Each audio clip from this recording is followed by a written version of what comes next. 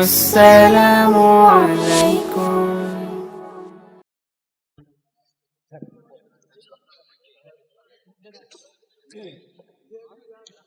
এটা কি হলো?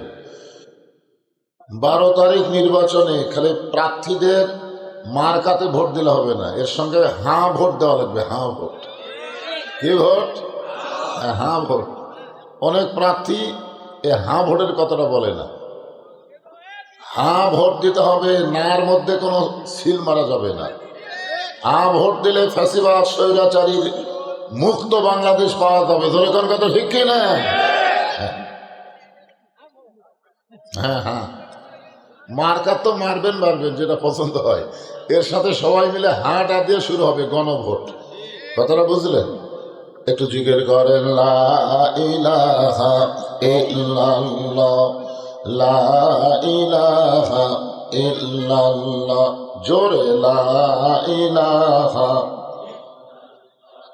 যারা দাঁড়িয়ে আছেন আপনারা বসেন তো, দাঁড়িয়ে থাকার তো সুযোগ নাই, বসেন। আর যারা বসে আছেন যদি ফাঁকা ফাঁকা থাকে একটু আল্লাহর রাস্তায় জমে বসেন। জমে বসেন, শীতের রাত জমে বসলেই লাভ, ফাঁকা ফাঁকা বসলে শীত লাগবে। চাঁদ সূরজ আর গ্রহ তারা আল্লাহ নামের পাগল পারা। চাঁদ সূরজ আর গ্রহ তারা আল্লাহ নামের পাগল। আর আল্লাহ নামের এতই দয়া, আল্লাহ নামের এতই মায়া, লুকিয়ে রাখছেন হে আল্লাহ, জোরে লা ইলাহা ইল্লাল্লাহ। আল্লাহ রাসূল বলেছেন, কোন ব্যক্তি যদি সারা জীবন পাপ করে আর মৃত্যুর সময় এই কলেমা যদি তার জবানে জারি থাকে, যে কলেমার জিকির করতেছেন এইটা যদি জারি থাকে, শুধু জবানে কলেমা জারি থাকার কারণে আল্লাহ তার জীবনের সমস্ত গুনাহ মাফ করে দেয়। তো মৃত্যুর সময় এটা জারি রাখতে গেলে এখন থেকে চর্চার দরকার আছে না নাই? এখন থেকে তো চর্চা করতে হবে। এই জন্য সকলেই মহব্বতে লা ইলাহা ইল্লাল্লাহ, লা ইলাহা। যার দিলে আছে আমার আল্লাহর ভয়, যার মনে আছে আল্লাহর ভয়, যার দিলে আছে আল্লাহর ভয়, আল্লাহ আল্লাহ সব সময়। আহার নিদ্রা ভালো লাগে না এই দুনিয়া, ভালো লাগে না, ভালো লাগে শুধু আল্লাহ, লা ইলাহা ইল্লাল্লাহ, লা ইলাহা ইল্লাল্লাহ, মুহাম্মাদুর রাসূলুল্লাহ। রাসূলের মহব্বতে সকলে বলি সাল্লাল্লাহু আলাইহি ওয়াসাল্লাম। লয়াপাড়া জামে মসজিদের উন্নয়ন কল্পে তাফসীর কোরআন মাহফিল এবং ইসালে সওয়াব। আজকের এই মাহফিলে আল্লাহ তাআলা যিনাকে সম্মানিত সভাপতির আসনে কবুল করেছেন, জনাব মোহাম্মদ জাহিদুর রহমান, কলমা মাদ্রাসার সম্মানিত প্রিন্সিপাল। উনি মোহাম্মদ মৌলানা না,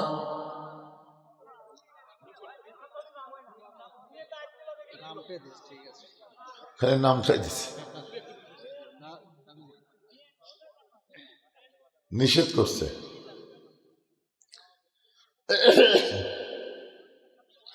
আজকের এই মাহফিলের যোগ্যতম সম্মানিত সভাপতিকে অন্তরের অন্তঃস্থল থেকে আমি শুভেচ্ছা জ্ঞাপন করছি। সম্মানিত সহসভাপতি জনাব মোহাম্মদ জিয়াউর রহমান, আজকের এই মাহফিলের সম্মানিত প্রধান অতিথি জনাব আলহাজ মোহাম্মদ মোশাররফ হোসেন, প্রধান মেহমান জনাব ডক্টর মুস্তফা ফয়সাল পারভেজ। আজকের এই মাহফিলের সম্মানিত বিশেষ অতিথিবৃন্দ, সম্মানিত ওলামায়ে কেরাম, সম্মানিত আলোচকগণ, আমার সামনে যিনারা বসে আছেন, যিনাদেরকে আল্লাহ দয়া করে, রহম করে, পছন্দ করে জান্নাতের বাগানে কবুল করেছেন, দুই একজন আমিন করলেন, বাদ বাকি বললেন না। আপনারা কখনোই মনে করবেন না যে আপনি ইচ্ছা করে এখানে এসেছেন। আল্লাহ যদি না চাইতো আমরা এই জান্নাতের বাগানে কেউ আসতে পারতাম না। আল্লাহ পবিত্র কালামুল্লাহ শরীফ ইরশাদ করেন, মা সাবাকা মিন হাসানাতিন ফামিনাল্লাহ। বান্দা বান্দির দ্বারা যখন কোনো ভালো কাজ হয়, এই কাজ বান্দা বান্দি করে না, বরং আল্লাহ করায়। আপনারা বলেন তো, কোরআন কারিমের মাহফিলে বসা এটা ভালো কাজ না খারাপ কাজ? তাহলে এই কাজ কে করালো? আমরা করলাম না আল্লাহ করালো? তাহলে এই মুহূর্তে আমরা বিশ্বাস করতে পারি, আমরা যত বড়ই পাপী হই না কেন, আল্লাহ আমাদের উপরে খুশি আছে। আল্লাহ যদি বেজার হতেন, আমাদেরকে রাস্তার মধ্যে হইচই করাতেন, মেলার মধ্যে ঘুরাতেন, বাড়ির মধ্যে আড্ডা গুলি মারাতেন, ঠিক কিনা বলেন? কিন্তু ওই সকল জায়গায় না রেখে পৃথিবীর শ্রেষ্ঠ জায়গা রিয়াজুল জান্নাহ, বেহেশতের টুকরার মধ্যে আল্লাহ আমাদের কবুল করেছেন। রাস্তায় যারা হইচই করতেছে এরা কারা রে? হ্যাঁ,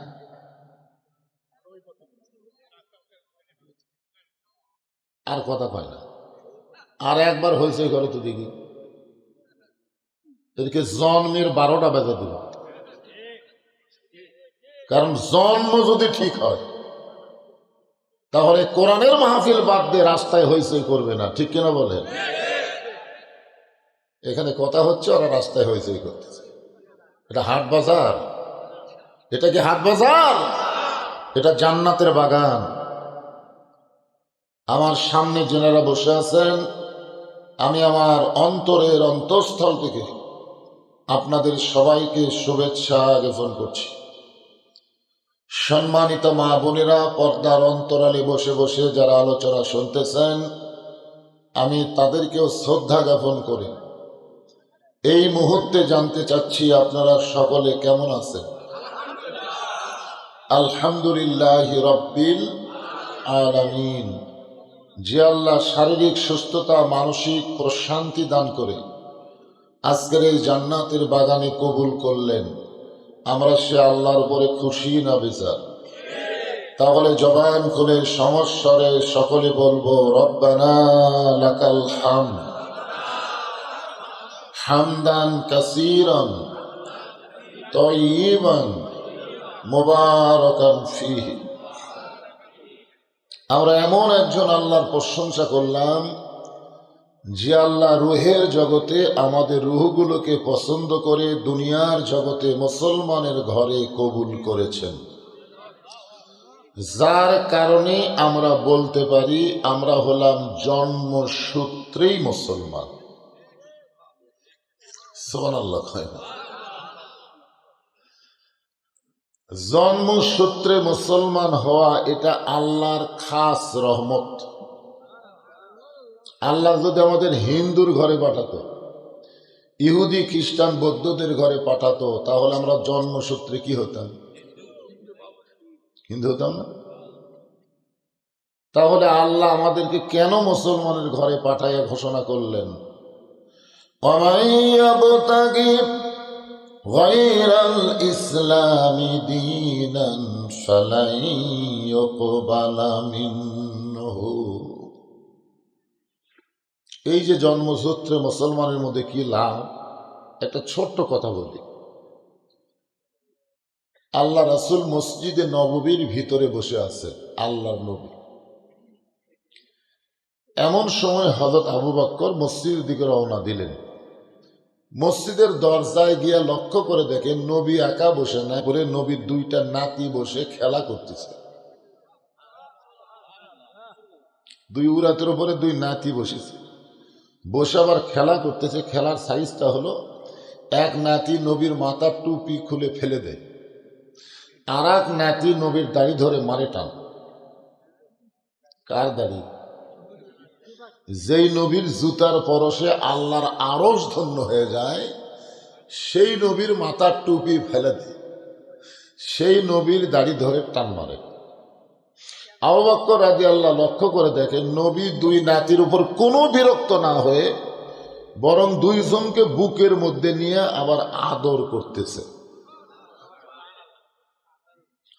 হযরত আবু বকর বললেন, আল্লাহ, এতদিন শুধু জানতাম আমার নবী বিশ্ব নবী, কিন্তু আজকে নিজের চোখে দেখলাম আমার নবী শুধু বিশ্ব নবী নয়, আমার নবী হলেন পৃথিবীর 1 নম্বর নানা।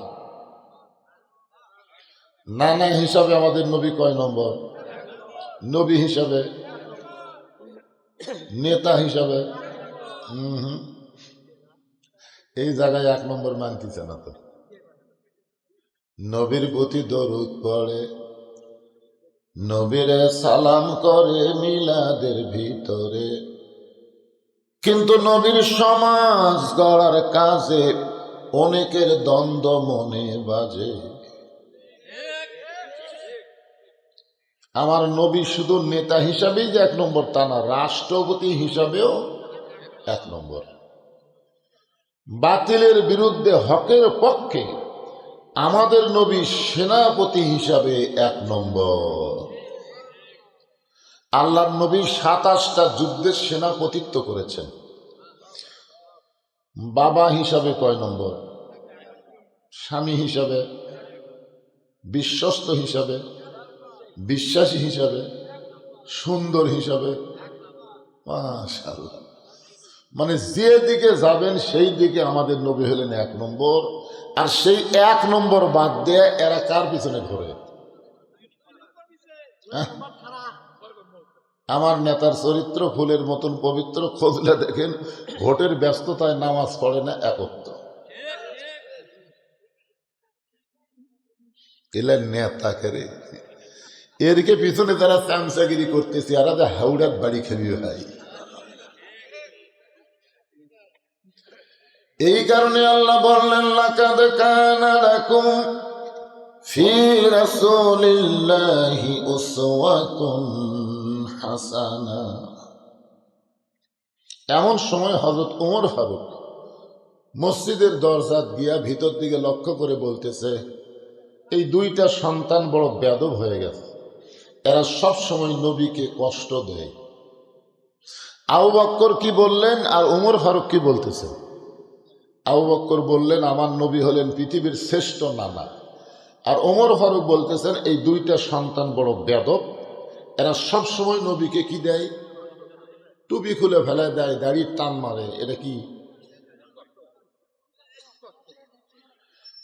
এমন সময় আবু বকর এভাবে শাহাদত আঙ্গুলি তুললেন, আমার দিকে তাকান, শাহাদত আঙ্গুলি তুলে বলেন, ওমর, যেই কথা একবার বলেছ এই কথার দ্বিতীয়বার বলবা না। তুমি যাদেরকে বেয়াদব বললা তাদেরকে তুমি চেনো? তুমি যে 2টা সন্তানকে বেয়াদব বললা যে এরা বেয়াদব হয়ে গেছে, এই 2টারে তুমি চেনো? যদি বলতো জানো তাহলে কিন্তু উত্তর সহজ হতো। যখন বলছে চিনো, চিনো, চিনা আর জানা এই 2টা কিন্তু এক না। বাংলাদেশের মুসলমান কোরআন সম্পর্কে জানে যে কোরআন পৃথিবীর শ্রেষ্ঠ কিতাব, কিন্তু কোরআনকে চিনে না। কোরআনকে সেই দিন বাংলার মুসলমান চিনতে পারবে যেদিন কোরআন অনুযায়ী বাংলার মুসলমান চলবে। ধরে কোন ঠিক কিনা? আমরা একটু চিনানোর চেষ্টা করতেছি যে সব দেখা হলো শেষ, আগামীতে আমরা দেখবো আল্লাহর কোরআনের বাংলা। এই কথাটা কইলি অনেকের আবার চুলকে, অনেকের অ্যালার্জি হয়, হুজুর আবার কি শুরু করলেন। ওমর ফারুক বলেন, আবু বকর ভাই, এই 2 পুস্কারে আমি চিনব না কেন? পুচকা পুচকা বুঝেন না, মানে ছোট পিচ্চি। এই দুইটা পিচ্চির আমি চিনব না কেন? এরা হলো আলী আর ফাতেমার সন্তান। আবু বকর বলেন, ওমর মাইক এরকম বেশি কি কমে করতেছে নাকি? বন্ধ করে তো। আবু বকর বলেন, ওমর শুধু আলী আর ফাতেমার সন্তান হিসাবে চিনলে হবে না, এদের আরো পরিচয় আছে। ওমর ফারুক বললেন, এদের আর কোনো পরিচয় আমার জানা নাই, আর কোনো পরিচয় আমার জানা নাই। আবু বকর বললেন, তাহলে শোনো, তুমি কত বছর বয়সে ঈমান গ্রহণ করছা? ওমর ফারুক বললেন, আমি 27 বছর বয়সে ঈমান গ্রহণ করছি। আবু বকর বললেন, ঈমান গ্রহণ করার আগে তুমি কি ছিলে? ওমর ফারুক বললেন, সবচাইতে বড় মাস্তান কাফের ছিলাম। খালি কাফের ছিল না, মাস্তানও ছিল। ঠিক কিনা বলেন? আল্লাহ নবীকে নাঙ্গা তরবারি নিয়ে হত্যা করার উদ্দেশ্যে রওনা দিয়েছিল কে? ওমর। আবু বকর, ওমর, আমিও 35 বছর বয়সে ঈমান গ্রহণ করেছি। ঈমান গ্রহণ করার আগে আমিও কাফের ছিলাম। তাহলে তোমার জীবনের 27 বছর তুমি কুফরি হালে কাটাইছ, আমার জীবনের 35 বছর আমি কুফরি হালে কাটাইছি। আর যে দুইটা সন্তানকে তুমি বেয়াদব বলতেছ, এরা জন্মসূত্রে জান্নাতি হয়ে জন্মেছে। ওমর ফারুক বলে, আবু বকর ভাই, এই চিন্তা তো আমি কোনোদিন করি নাই। আজকে যারা আমরা এখানে বসে আছি, আমরা যে জন্মসূত্রে মুসলমান হয়ে জন্মগ্রহণ করেছি, এটা আল্লাহর কত বড় রহমত। একটাবার চিন্তা করে দেখছে? আহা, তাহলে হিন্দুর ঘরে জন্ম নিলি বুঝতেন ভগবানের খবর কি। জান, যে আল্লাহ আমাদেরকে জন্মসূত্রে মুসলমানের ঘরে কবুল করে মুসলমান পরিচয় দেওয়ার তৌফিক দিয়েছেন, আমরা সে আল্লাহর উপরে খুশি না বেজার?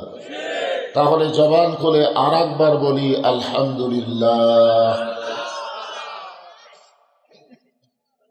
একবার আদম আলাইহিস সালাম রাস্তা দিয়ে যাচ্ছিলেন, যাওয়ার সময় দেখে তার বেটা শীষ আলাইহিস সালাম বসে আছে, কিন্তু বসার সাইজ নাই। আপনারা বলেন তো, বসার একটা সাইজ নাই? 5 বছরের জন্য বসা হাসিনা বিনা ভোটে 15 বছর পর্যন্ত থাকলো। ধরেখান কথা ঠিক না? তাও মাঝে মধ্যে আবার কয় 41 সালের আগে আমি ওট নো না, এমন বসা বসিছে ভাই, উঠবি। আপনারা বলেন, একটা বসার সাইজ নাই? আমি যেখানে বসে আছি, মনে করেন আমি 2 নম্বর বক্তা, প্রধান বক্তা আসা মাত্রই আমাকে কি ওটা লাগবে না? কেন তোর আর চেয়ার থাকার টাইম আছে? কারণ তোর সময় শেষ। তা আপনারা যারা বসে আছেন, এরা জায়গা খুবই ছোট করছে, বুঝলেন? কিন্তু আবার পাক করছে 1 নম্বর। একের 5 মন চাউল, 1.5 মন গোস্ত, খালি গোস্তই, খালি বিরিয়ানি পাকাছে। কিন্তু এই বিরিয়ানি খাওয়ার মানুষ আসলে জায়গা করতে দিবে, আমি তো বুঝতে পারছি না। এই জন্য আপনারা যারা বসে আছেন, একটু শীতের দিন একটু সাইড হয়ে বসে তো ভাই। যার সামনে 1 ইঞ্চি ফাঁকা আছে, আধা ফাঁকা আছে, একটু আল্লাহর হস্তে, আমি কিন্তু বক্তার হস্তে কই না, আল্লাহর হস্তে গেছে, আল্লাহর হস্তে। হ্যাঁ, কি পাও লড়ন যাচ্ছে না? না, যার যাচ্ছে না তাই ওখানে খুঁটে হয়ে থাকেন, কিন্তু যাই লড়াচড়া করবার পারবেন তাই একটু ঝুঁকি টিকি দিয়ে সামনের দিকে আসেন তো দেখি।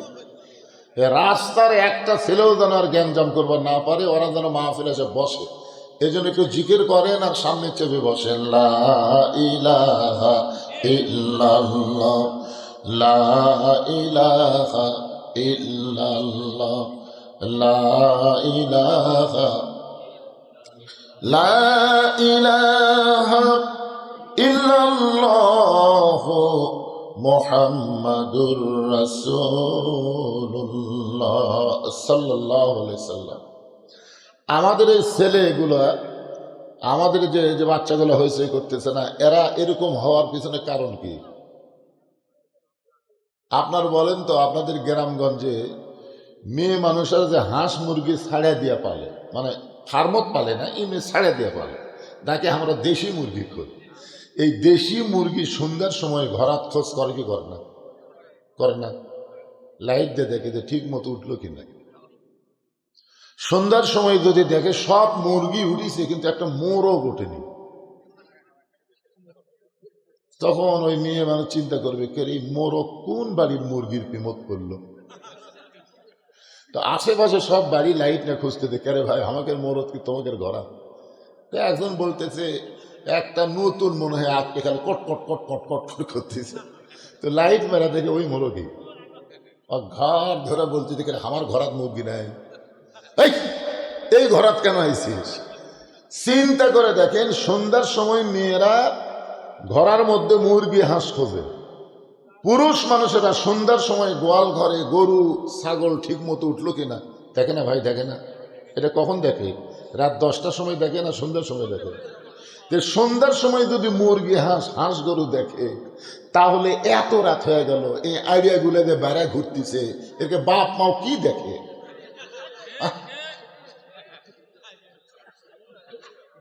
আপনার বলেন তো এদের দাম কি গরু ছাগলের চাইতে কম?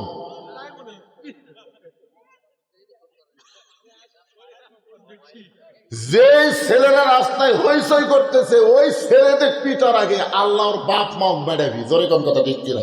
তুই মুরগি হাঁস খুঁজবার পারিস, গরু ছাগল খুঁজবার পারিস, তোর বেটা খুঁজিস না কেন?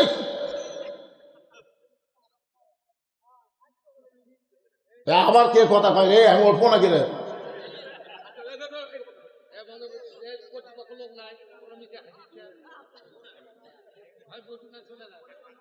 চলে যাবি, যে পোলার গন্ধ বাজে ওরা চলে যাবি। ওরা সময় বোঝে, ওরা জুমার দিনে সবার শেষে আসে পুরাতন স্যান্ডেল পাওয়ার দিয়ে, আবার সবার আগে নতুন পাওয়ার দিয়ে চায়। ধরা পড়লি কয় বদল হচ্ছে ভাই, বদল হচ্ছে ভাই। বোঝেন না এরা কোন মুসল্লি? এরা নামাজের মুসল্লি না, এরা হলো আল্লাহর সাথে ঠাট্টা করা মুসল্লি। জোরে কোন কথা ঠিক কি?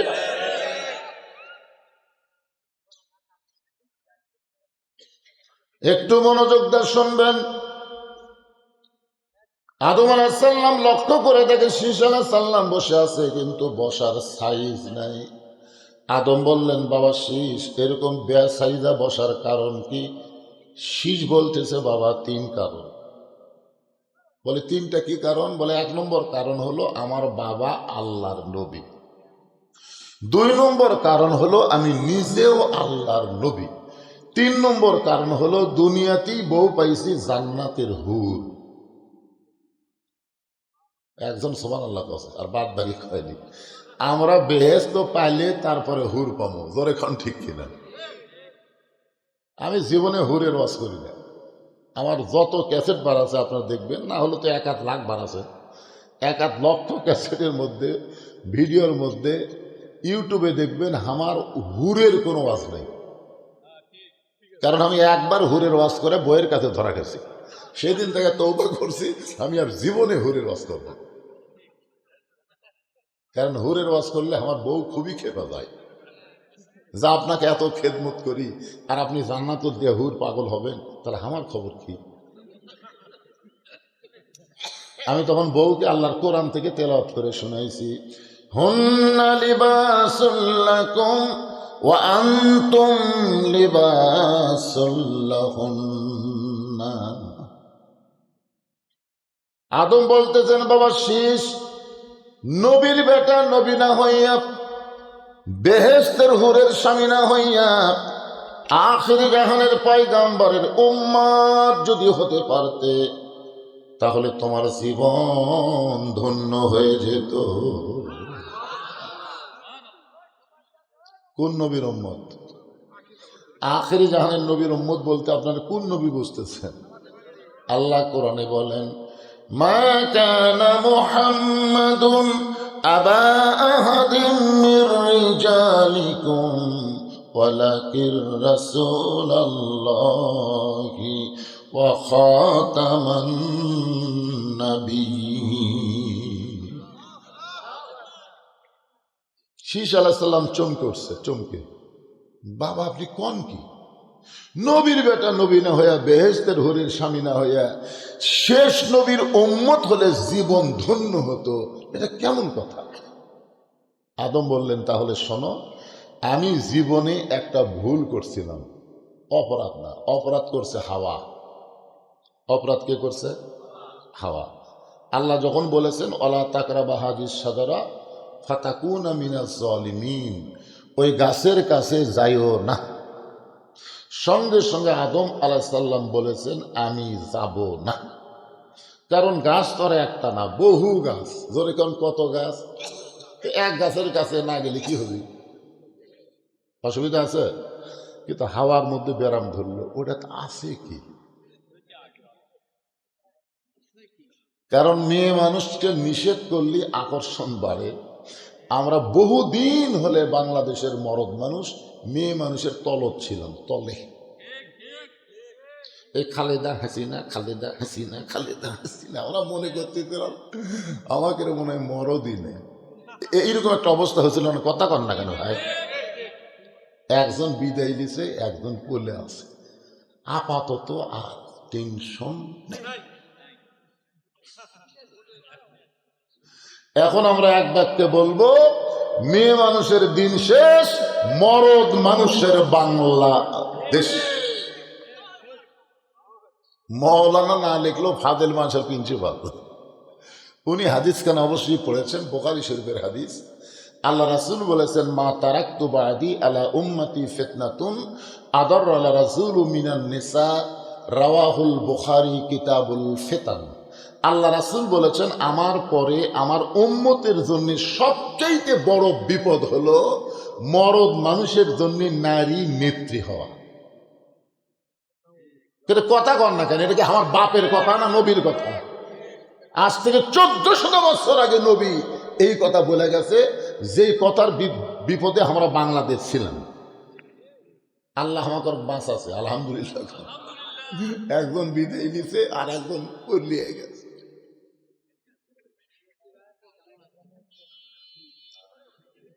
চিন্তা করে দেখেন কি অবস্থা রে।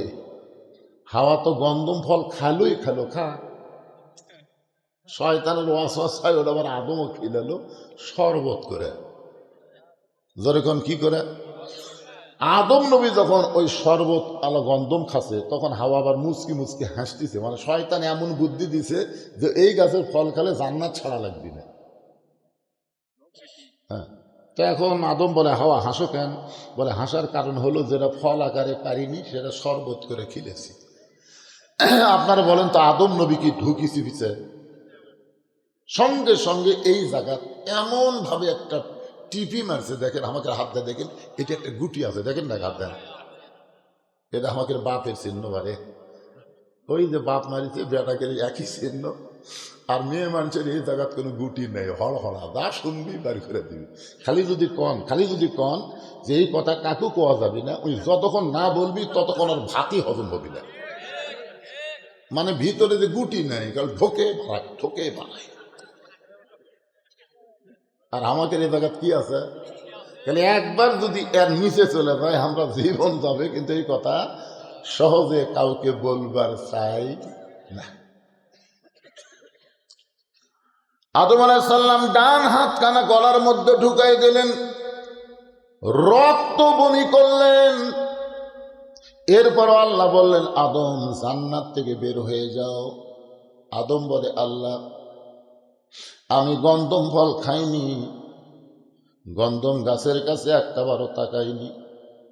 হাওয়া যে আমারে শরবত করে গন্ধম ফল খাওয়াইছে, আমি জানাও খাইনি। যখন জানবার পাইছি তখন রক্ত বমি করেছি, এরপরে আমার দোষ কোথায়?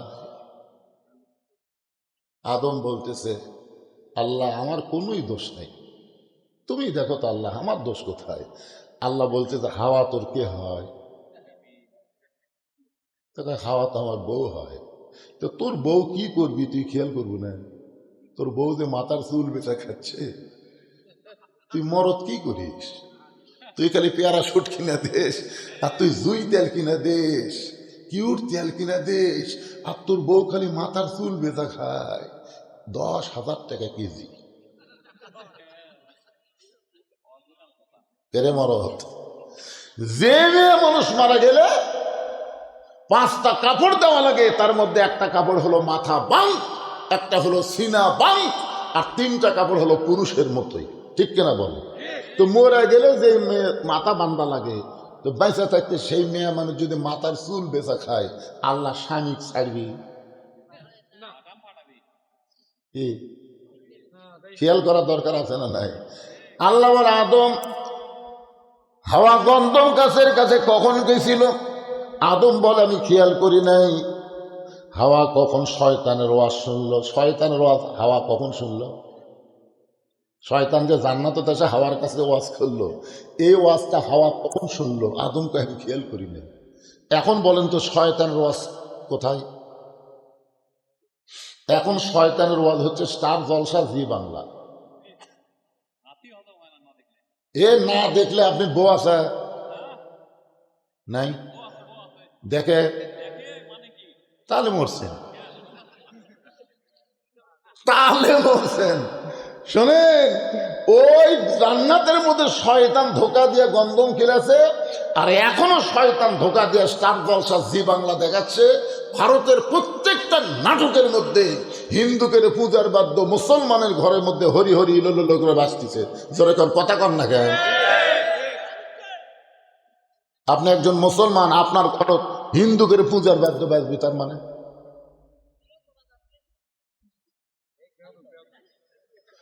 একটু মনোযোগ দিয়ে শুনবেন। আদম বলে, শীষ একটা ভুল করার কারণে 350 বছর আমি কেঁদেছি। আমার চোখের পানি পড়তে পড়তে গালের গোস্ত পচে, গোস্ত খসে পড়ে গেল, হাড় বের হয়ে গেছে। এরপরে এক সময় আমি বললাম, আল্লাহ, সামান্য একটা ভুল করার কারণে এত কান্না কানলাম, এরপরও আপনি আমারে মাফ করেন না। যে দোয়া পড়ে আদম আল্লাহর কাছে কাঁদছে, সেই দোয়াটা আমাদের জন্য আল্লাহ কোরআনে দিয়ে দিয়েছেন। সবাই পড়েন, রব্বানা যালামনা আনফুসানা ওয়া ইল্লাম তাগফির লানা ওয়া তারহামনা লানাকুনান্না মিনাল খাসিরিন।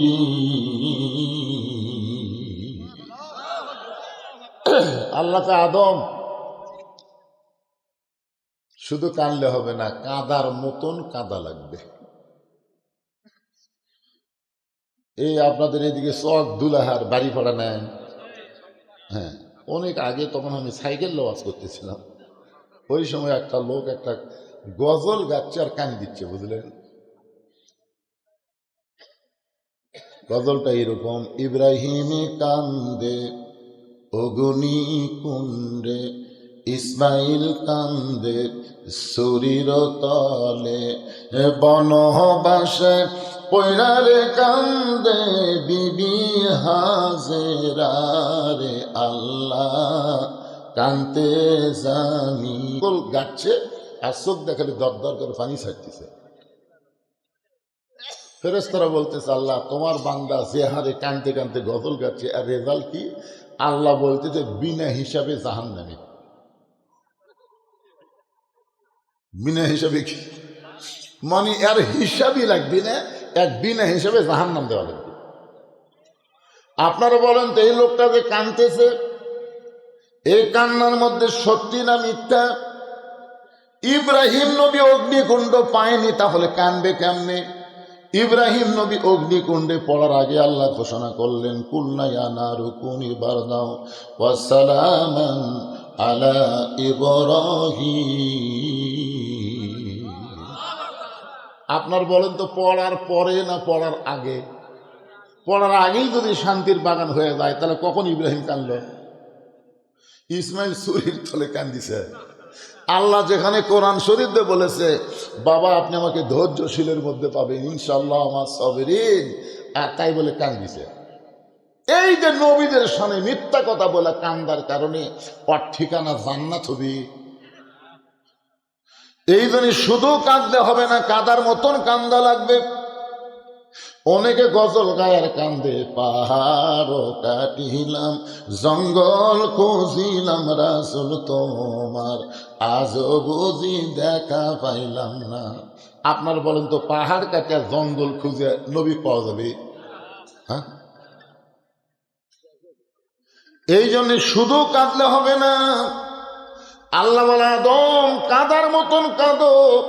আদম বলে বাবা শীষ তাহলে শোনো, আমি কাদার মতন কাদার জন্য বর্তমানে যেখানে আল্লাহর কাবা ঘর ওই জায়গার মধ্যে আমি এমন ভাবে বসে গেলাম, কাদার সাগরে ডুব দিয়ে দেখতে পাই জান্নাতের দরজায় লেখা আছে লা ইলাহা ইল্লাল্লাহু মুহাম্মাদুর রাসূলুল্লাহ। আমি বললাম আল্লাহ রব্বানা জালামনা বলে 350 বছর আপনার কাছে কেঁদেছি, ওই মোহাম্মদ রাসূলকে ওসিলা করে একটু কাঁদতে চাই। আল্লাহ বলে আদম কান্দিস না, ওই নামটা ওসিলা ধরার সঙ্গে সঙ্গে আমি আল্লাহ তোমাকে মাফ করে দিলাম। আদম বলে শিশরে একটা মাত্র ভুল করার কারণে এত বছর আমি কেঁদেছি। আর ওই নবীর উম্মতেরা সারা জীবন যদি ভুল করে, সারা জীবন যদি ভুল করে, কোন এক সময় মাছির মাথার মতন সামান্য পানি চোখের কোনায় এনে যদি বলে আল্লাহ মাফ করে দাও, ওই নবীর উম্মত হওয়ার খাতিরে আল্লাহ তার জীবনের তামাম গুনাহ মাফ করে দিবে। শীষ আলাইহিস সালাম দাঁড়ায় বলতেছে বাবা নবীর বেটা নবী না হইয়া, বেহেশতের হুরের স্বামী না হইয়া ওই নবীর উম্মত যদি হতে পারতাম জীবন বড় ধন্য হয়ে যেত। আদম বলে বাবা শীষ ওই নবীর উম্মত হওয়ার চাইলেই হওয়া যায় না রে, ওই নবীর উম্মত হতে গেলে ভাগ্য লাগে। তাহলে আমাদের ভাগ্য কত ভালো, কথা কয় না? আমরা বিশ্ব নবীর উম্মত হয়ে গেলাম। যেই নবী সম্পর্কে বলা হয়েছে আছেন আমার মুক্তার, আছেন আমার বারিস্টার, শেষ বিচারের হাইকোর্টেতে তিনি আমায় করবেন পার, আমি পাপী তিনি জামিনদার। আল্লাহ যখন হাকিম হইয়া আমাদেরকে আসামি বানায় বিচার শুরু করবেন, ওই সময় আমাদের নবী উকিল হয়ে বারিস্টার হয়ে আমাদের পক্ষে আল্লাহর কাছে ওকালতি করে আমাদেরকে সুপারিশ করে জান্নাতে পৌঁছায় দিবে। এমন একজন নবীর উম্মত হওয়াতে আপনারা খুশি না বেজার? তাহলে জবান খুলে বলি আলহামদুলিল্লাহ। আমাদের ভাগ্য কত ভালো রে, আমরা জন্মসূত্রে মুসলমান হলাম, বিশ্ব নবীর উম্মত হলাম, আল্লাহ আমাদেরকে এমন একটা নিয়ামত দিল। আরে যত নিয়ামত আল্লাহ পৃথিবীতে দিছে, আল্লাহর যত কিতাব দুনিয়াতে আল্লাহ পাঠাইছে, সমস্ত কিতাবের মধ্যে কম বেশি হয়ে গেছে। জোরে কোন কথা ঠিক কিনা? ইচ্ছা মতো বাড়াছে, ইচ্ছা মতো দাঁড় করেছে, ইচ্ছা মতো ঢুকেছে, কিন্তু এই একটা মাত্র কিতাব, যেই কিতাবের প্রথমে আল্লাহ বললেন যালিকাল কিতাবু লা রাইবা ফীহি হুদাল লিল মুত্তাকিন। এই কিতাবের মধ্যে কোনো সন্দেহ? কেউ যদি মনে করে হুজুর হতে 1500 বছর আগে কোরআন নাজিল করছে, এখনই কি তাই আছে? যদি যদি একটু কম বেশি হয়। আল্লাহ বলেছেন ইন্না নাহনু নাযালনা যিকরা ওয়া ইন্না লাহু লাহাফিজুন। এই কোরআন হেফাজতের দায়িত্ব কার? আরো জোরে বলেন। বাংলাদেশ হেফাজতের দায়িত্ব কার? মসজিদ হেফাজতের দায়িত্ব কার? কথা কয় না। মসজিদ হেফাজতের দায়িত্ব কার? মাদ্রাসা হেফাজতের দায়িত্ব কার? এই যে আপনার চিন্তা চলে গেছে, মসজিদ কার ঘর? হেফাজত করবি কে? আল্লাহ করবে। তো এশার নামাজ পড়ে মুয়াজ্জিন তালা না দিয়ে বাড়িতে গেছে, ফজরে আজান দিবার দেয়, আসে থেকে মাইক নেই। আপনারা বলেন তো এই লয়া পাড়ার লোক আল্লাহ ধরবি না মুয়াজ্জিনে ধরবি? সত্যি কথা বল, কাক ধরবি? এই মুয়াজ্জিন এই তালা দেখলি কে রে? মুয়াজ্জিন যদি বলে আল্লাহর ঘর আল্লাহ রক্ষা করবে, আমার তালা দেওয়া লাগবে কে? আরে পাগলা, শুধুমাত্র একমাত্র কোরআন ছাড়া অন্য কোনো কিছু হেফাজতের দায়িত্ব আল্লাহ নেয়নি। এই কোরআনের মাধ্যমে আমাদেরকে সব কিছু হেফাজতের দায়িত্ব দিয়েছে। ধরে কোন কথা ঠিক কি না?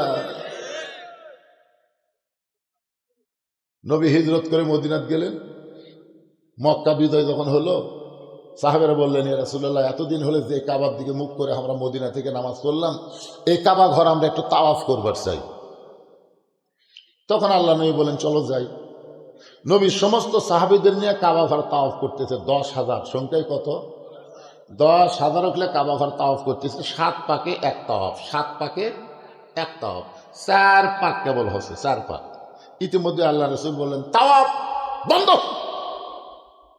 তো সাহাবীরা বললেন, হুজুর আপনি বললেন 7 পাকে এক তাওয়াফ, তো 4 পাকে বন্ধ কেন?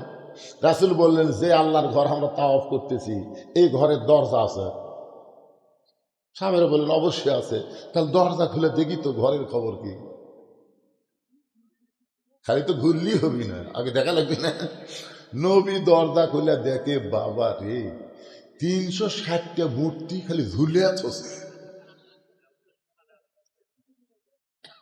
ওমর ফারুক বললেন, ইয়া রাসূলুল্লাহ, আল্লাহর ঘর, আর সেই ঘরের মধ্যে মূর্তি, আল্লাহ কি করলেন? কি মনে করে আল্লাহ কি করলেন? আল্লাহ রাসূল বললেন, ওমর, ঘর আল্লাহর হতে পারে, আল্লাহ ওয়ালারা যদি আশেপাশে না থাকে, তাহলে আল্লাহর ঘরের মধ্যেও বকরি ঢুকবি, মুরগি ঢুকবি, ঢুকবি না?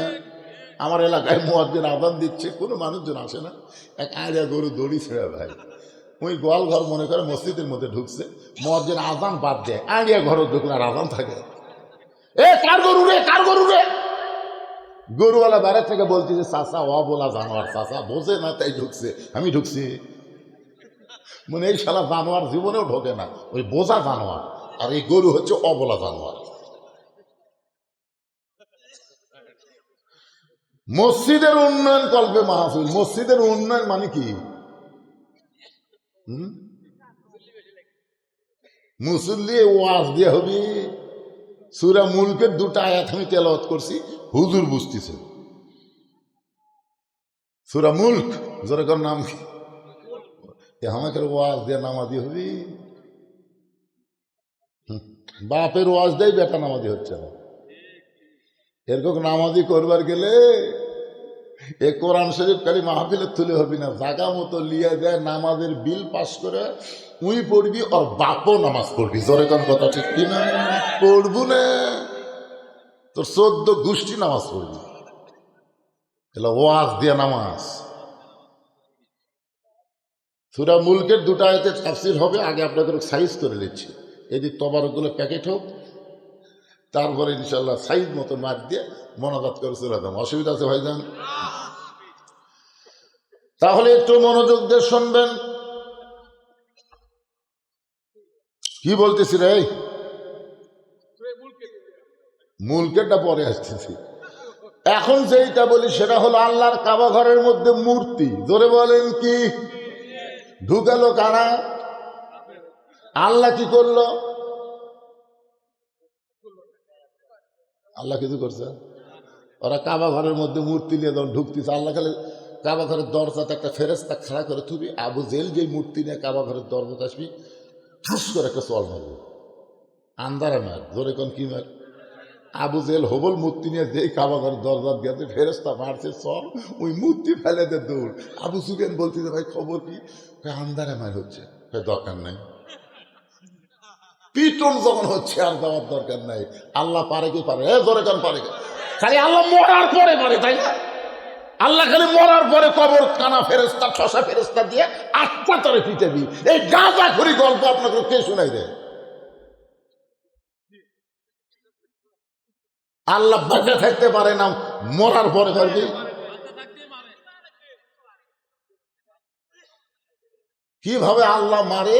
সূরা মুলকের 2টা আয়াতের তাফসীর শুনলে বুঝতে পারবেন। আল্লাহর মার নেই। 41 সালের আগে নামবো না, 24 সালের 5 আগস্ট কি হলো?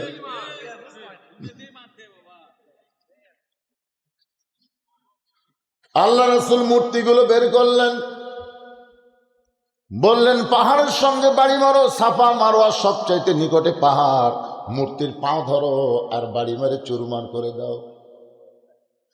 নবীর একজন মামা ছিল সাদ ইবনে ওয়াক্কাস, একটা সুন্দর মূর্তির দিকে তাকায় আছে। ওই মূর্তিটা আবার হযরত ইব্রাহিমের চেহারায় তৈরি করছে। জাতির পিতা হযরত ইব্রাহিমের চেহারায় মূর্তিটা তৈরি করছে।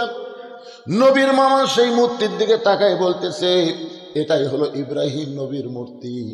নবী বললেন, চাচা, মূর্তি ভাঙ্গার সময় দেওয়া যাবে, কিন্তু মূর্তি দেখার কোনো সুযোগ মুসলমানের নাই। 17.5 বছর হাসিনা আমাদের বাংলাদেশ মূর্তির দেশ বানাইছিল। জোরে কোন কথা ঠিক কিনা? 5ই আগস্টে যখন দেশটা স্বাধীন হলো, ওই মূর্তি ভাঙতে 10 ঘন্টাও লাগেনি। জোরে কোন কথা ঠিক কিনা? বাংলার মুসলমান বুঝা দিল, আমরা মূর্তির না, আমরা হলাম আল্লাহর বান্দা।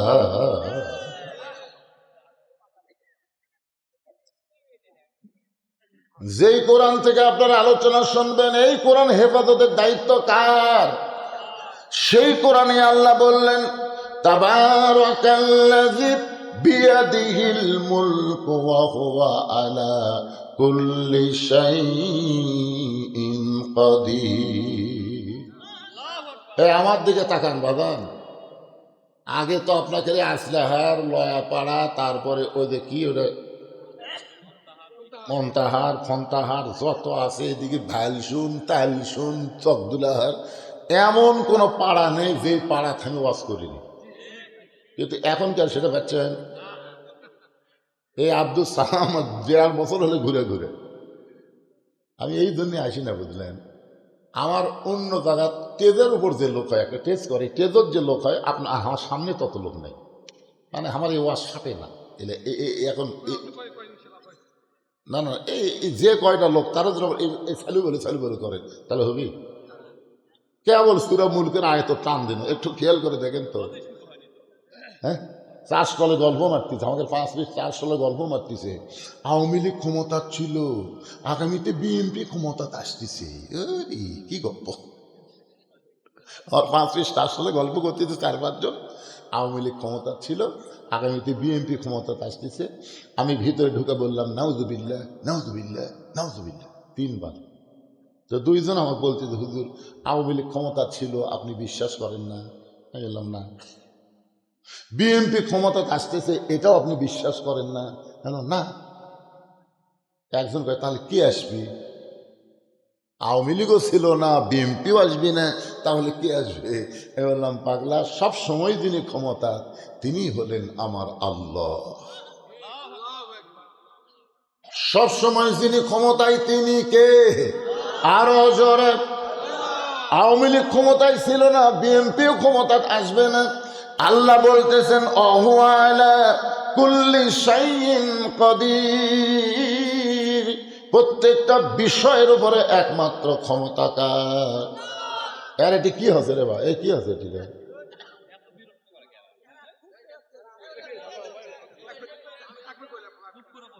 এখন 2 নম্বর আয়াতটার দিকে খেয়াল করেন। সমস্ত ক্ষমতার মালিক কে? এটা আমার হুজুর যে বললো না, রাজনীতি। রাজনীতি এটা না, অনেকে মনে করে, আমি বোঝানোর জন্য বলতেছি, অনেকগুলো রাস্তার মধ্যে একটা বড় রাস্তাকে আমরা রাজপথ করি। হাঁসের মধ্যে বড় হাঁসকে আমরা রাজহাঁস বলি না ভাইজান? মিস্ত্রির মধ্যে বড় মিস্ত্রিকে আমরা রাজমিস্ত্রি বলি। তো নীতির মধ্যে বড় নীতি হলো রাজনীতি। আপনার বলেন তো, মানুষের নীতি বড় না আল্লাহর নীতি বড়? রাজাকে সারাদিন ভিক্ষা করে ফকির বাড়িতে আসে, বুঝছেন? এখন এই ফকিরের ভিক্ষা থেকে ফকুরনি খালি লব উল্টা তোলে। ফকুরনি কয়, কে কি হচ্ছে রে? সারা জীবন ভিক্ষা করা লাগবে, একদিনের ভিক্ষা আর একদিন চলে না। ফকির কয়, ভিক্ষা করতে যে কি কষ্ট রে। এটা যারা ফকির হচ্ছে তারা বুঝতেছে, বর্তমানে কুত্তার অত্যাচার আর ভিক্ষাই করা যাচ্ছে না। ধরে কোন কথা ঠিক কিনা? বর্তমান কুত্তার 2 দলকে দেখবার পারতেছে না। একটা হলো মসজিদের মুয়াজ্জিন, আর একটা হলো ফকির। এই মুয়াজ্জিন আযান দিবার গেলে কুত্তাকে দৌড়ে আসে, মানে মসজিদের জানলা চর্বি হয়েছে।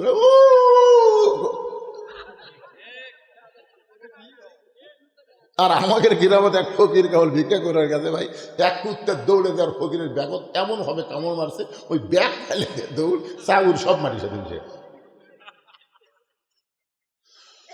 কত কষ্ট করে ভিক্ষা করে নিয়ে আসলাম, তাও তোর মন ভরে না।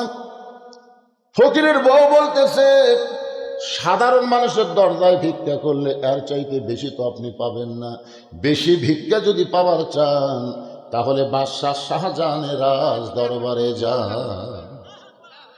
বাদশাহ শাহজাহানের রাজ দরবারে যান। বইয়ের বুদ্ধি শুনে ফকির পরের দিন বাদশাহ শাহজাহানের রাজ দরবারে গিয়ে দেখে রাজ দরবারের দরজায় বিশাল একটা দরজা। ওই দরজায় একজন দারোয়ান লাঠি নিয়ে দাঁড়ায় আছে। ফকির মনে মনে চিন্তা করে, কতদিন ভিক্ষা করলাম, এরকম লাঠিওয়ালা মানুষ তো দেখি নাই। তুমি কতদিন ভিক্ষা করছো সাধারণ দরজায়, আর আজকে ভিক্ষা করতে গেছো বাদশাহ শাহজাহানের রাজ দরবারের দরজায়। সব দরজা কি সমান? ফকির যখন বাদশাহ শাহজাহানের রাজ দরবারের দরজার দিকে পা বাড়ায়, এমন সময় দারোয়ান লাঠি তুলে বলতেছে, ফকির ভুল করিস না, এই দরজা দিয়ে বাদশাহ শাহজাহানের উজির নাজির মন্ত্রী যারা, আপনজন আত্মীয় যারা, তারাই শুধু প্রবেশ করতে পারে, তোর মতন ফকিরের প্রবেশ করার কোনো অধিকার নাই। ফকির মনে মনে চিন্তা করে, বউ বুদ্ধি দিতে রে, এখন কি করি।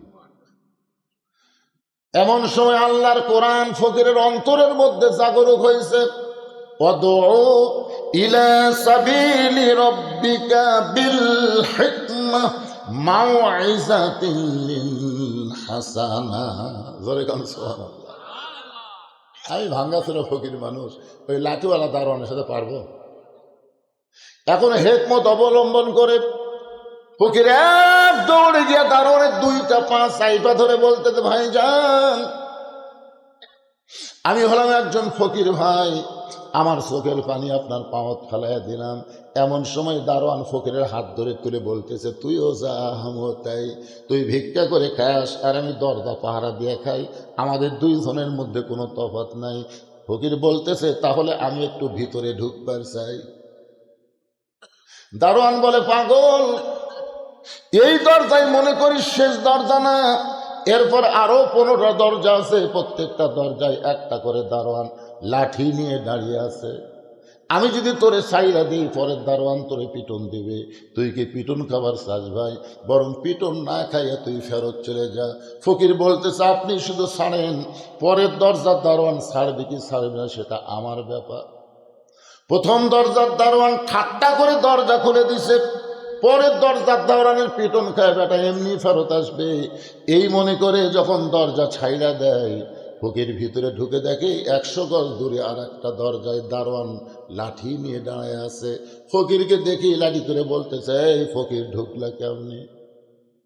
কথার সাইজ দেখেন, এই ফকির ঢুকলা কেমনি? ফকির বলতেছে, কেমনে ঢুকলাম যদি জানবার চাও তাহলে প্রথম দরজার দারোয়ানের কাছে যাও।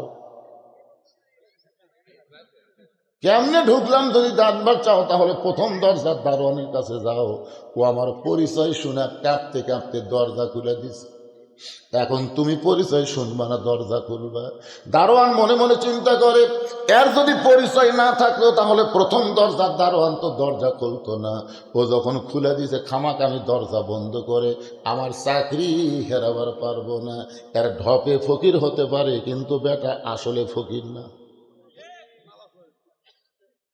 দ্বিতীয় দরজার দারোয়ান যখন দরজা খুলে দেয়, ফকির একই কায়দায় সমস্ত দারোয়ানের কাছ থেকে দরজা খুলে রাজ দরবারের মধ্যে প্রবেশ করেছে।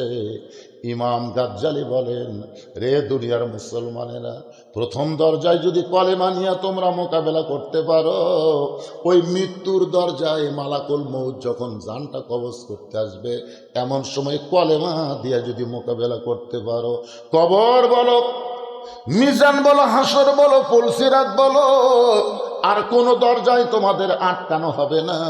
সালামুন আলাইকুম তিবতুম ফাদখুলুহা খালিদিন। আল্লাহ জান্নাতের সব দরজা খুলে দিবে। তাহলে আমরা যারা আজকের মাহফিলে বসে আছি, আমাদের দুনিয়া থেকে বিদায় নেওয়ার প্রথম দরজার নাম কি? মৃত্যু। জোরে কার নাম কি?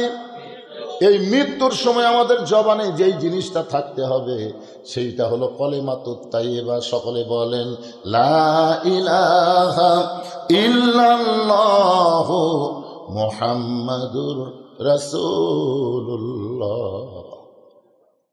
দেখে প্রধানমন্ত্রী আসতেছে, প্রধানমন্ত্রী ফকিরকে দেখে বলতেছে, ভাই মনে যান কষ্ট নেন না, আপনার চেহারা ফকিরের মতন, কিন্তু এতগুলা দরজা পাড়ি দিয়ে ভিতরে যখন ঢুকছেন আপনার ফকির মনে করতে আমার সন্দেহ হচ্ছে।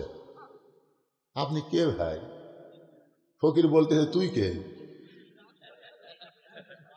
আপনারা কোন এতগুলো দরজা পাড়ি দিয়ে তাই ভিতরে ঢুকছে, তার মশান বাড়িনি। এই তুই কে রে? আমি হলাম উজিরে আজম, প্রধানমন্ত্রী। ফকির বলতেছে, বাদশাহ শাহজাহানকে দেখছিস? যেই বলছে বাদশাহ শাহজাহানকে দেখছিস, প্রধানমন্ত্রী চমকা উঠছে। আমরা জীবনেও তার নাম ধরি না, সবাই বলি জাহাপনা সম্রাট, আর এই বেটা কয় বাদশাহ শাহজাহান। হতে পারে বাদশাহ শাহজাহান নিকটতম কেউ। জোড়হাত করে বলতেছে, বাবাজি আপনাকে চিনতে পারি নাই, আমার বেয়াদবি মাফ করবেন। ওই যে ছোট্ট ঘর, ওই ছোট্ট ঘরের মধ্যে বাদশাহ নামদার ঢুকছে। এবার ফকির ধীরে ধীরে ধীরে ওই ছোট্ট ঘরের দরজার কাছে গিয়ে দেখে দরজাখানা বন্ধ, একটা জানালার পাল্লা খোলা আছে। ওই পাল্লা দিয়ে ভিতর দিকে তাকায় দেখে গোটা ঘরের ভিতরে একটা মাত্র মানুষ, আর কোনো মানুষ নাই। এভাবে দুই হাত তোলে কান্দার বলে, বাদশাহ, ও বাদশার বাদশাহ, তোমার দরবারে আমি ফকির। ফকির জানলা দিয়ে তাকায় দেখে গোটা ঘরের মধ্যে কোনো মানুষ নাই, একজন মাত্র মানুষ। দুই হাত তোলে কান্দার বলে, বাদশাহ, ও বাদশাহ, তোমার দরবারে আমি ফকির। ফকির মনে মনে কয়, বইয়ের বুদ্ধি শুনে আসলাম বাদশার কাছে, আর আয়সা দিকে বাদশাহ নিজেই ফকির হয়ে কাঁদতেছে। যেখানে বাদশাহ ফকির হয় সেটা হলো গজবের এলাকা। আমার মতন ফকির কি? যেখানে বাদশাহ ফকির হয় এই জায়গায় বেশিক্ষণ থাকা চলবে না। এই মনে করে ফকির যখন আবার বের হবার চাচ্ছে, এতদিন মানুষের দরজায় ভিক্ষা করলাম, এরা কোনোদিন ফকির ফকির বলে কান্দে নাই। আর বইয়ের বুদ্ধি শুনে এমন একটা জায়গায় আসলাম যে নিজেই ফকির ফকির বলে কাঁদতেছে। যে নিজে ফকির হয় তার দেওয়ার মতন কিছুই নাই। ফকির মনটা খারাপ করে বের হওয়ার জন্য এই দিকের প্রথম দারোয়ানের কাছে যখন আইছে, দারোয়ান বলতেছে, ভাবছেন আপনি কি বাদশার সাথে দেখা পাচ্ছেন? আপনি কি বাদশার সাথে দেখা পাচ্ছেন? ফকির চিল্লে বলে, এ দারোয়ানের বাচ্চা দারোয়ান, খালি দরজা পাহারা দিয়ে খাস, ভিতরের খবর জানিস না? তোরা যাকে বাদশা বাদশা বলে পূজা করতেছিস, আমি নিজের চোখে দেখলাম ফকির হয়ে কাঁদতেছে। তাবারাকাল্লাযী বিয়াদিহিল মুলক ওয়া হুয়া আলা কুল্লি শাইইন কাদির। দারোয়ানের বাচ্চা দারোয়ান, খালি দরজা পাহারা দেশ, ভিতরের খবর জানিস? তোরা যাকে বাদশা বাদশা বলে পূজা করতেছিস, আমি নিজের চোখে দেখলাম ফকির হয়ে কাঁদতেছে। এখন দারোয়ান চিন্তা করে, এই বেটা আমাদের বাদশারে ফকির কয়, তাহলে ই কি মৌলবাদী না রাজাকার?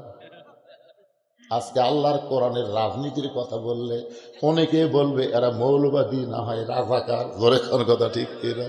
আরো দারোয়ান, এই খামাখাও দরজা পাহারা দিয়ে লাভ নাই রে, আমাকে চোখ ফাঁকি দিয়ে রাজ দরবারের মধ্যে মৌলবাদী ঢুকছে রে।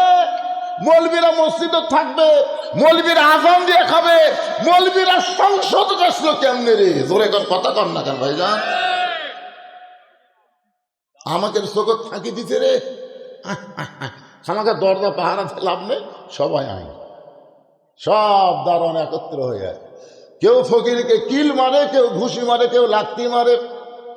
ফকির চিল্লায় বলে, যতই মার মারিস না কেন, নিজের চোখে দেখা জিনিস মিথ্যা বলা যাবে না। বহু প্রস্তাব দিছিল নিজামী সাহেবকে, বহু প্রস্তাব দিছিল মতিউর নিজামী মুজাহিদকে, আল্লামা সাইদি হুজুরকে বহু প্রস্তাব দিছিল যে আপনারা এই রাজনীতি বাদ দিয়ে ধর্মনীতি নিয়ে হুজুর হইয়া পিসাব হইয়া থাকেন।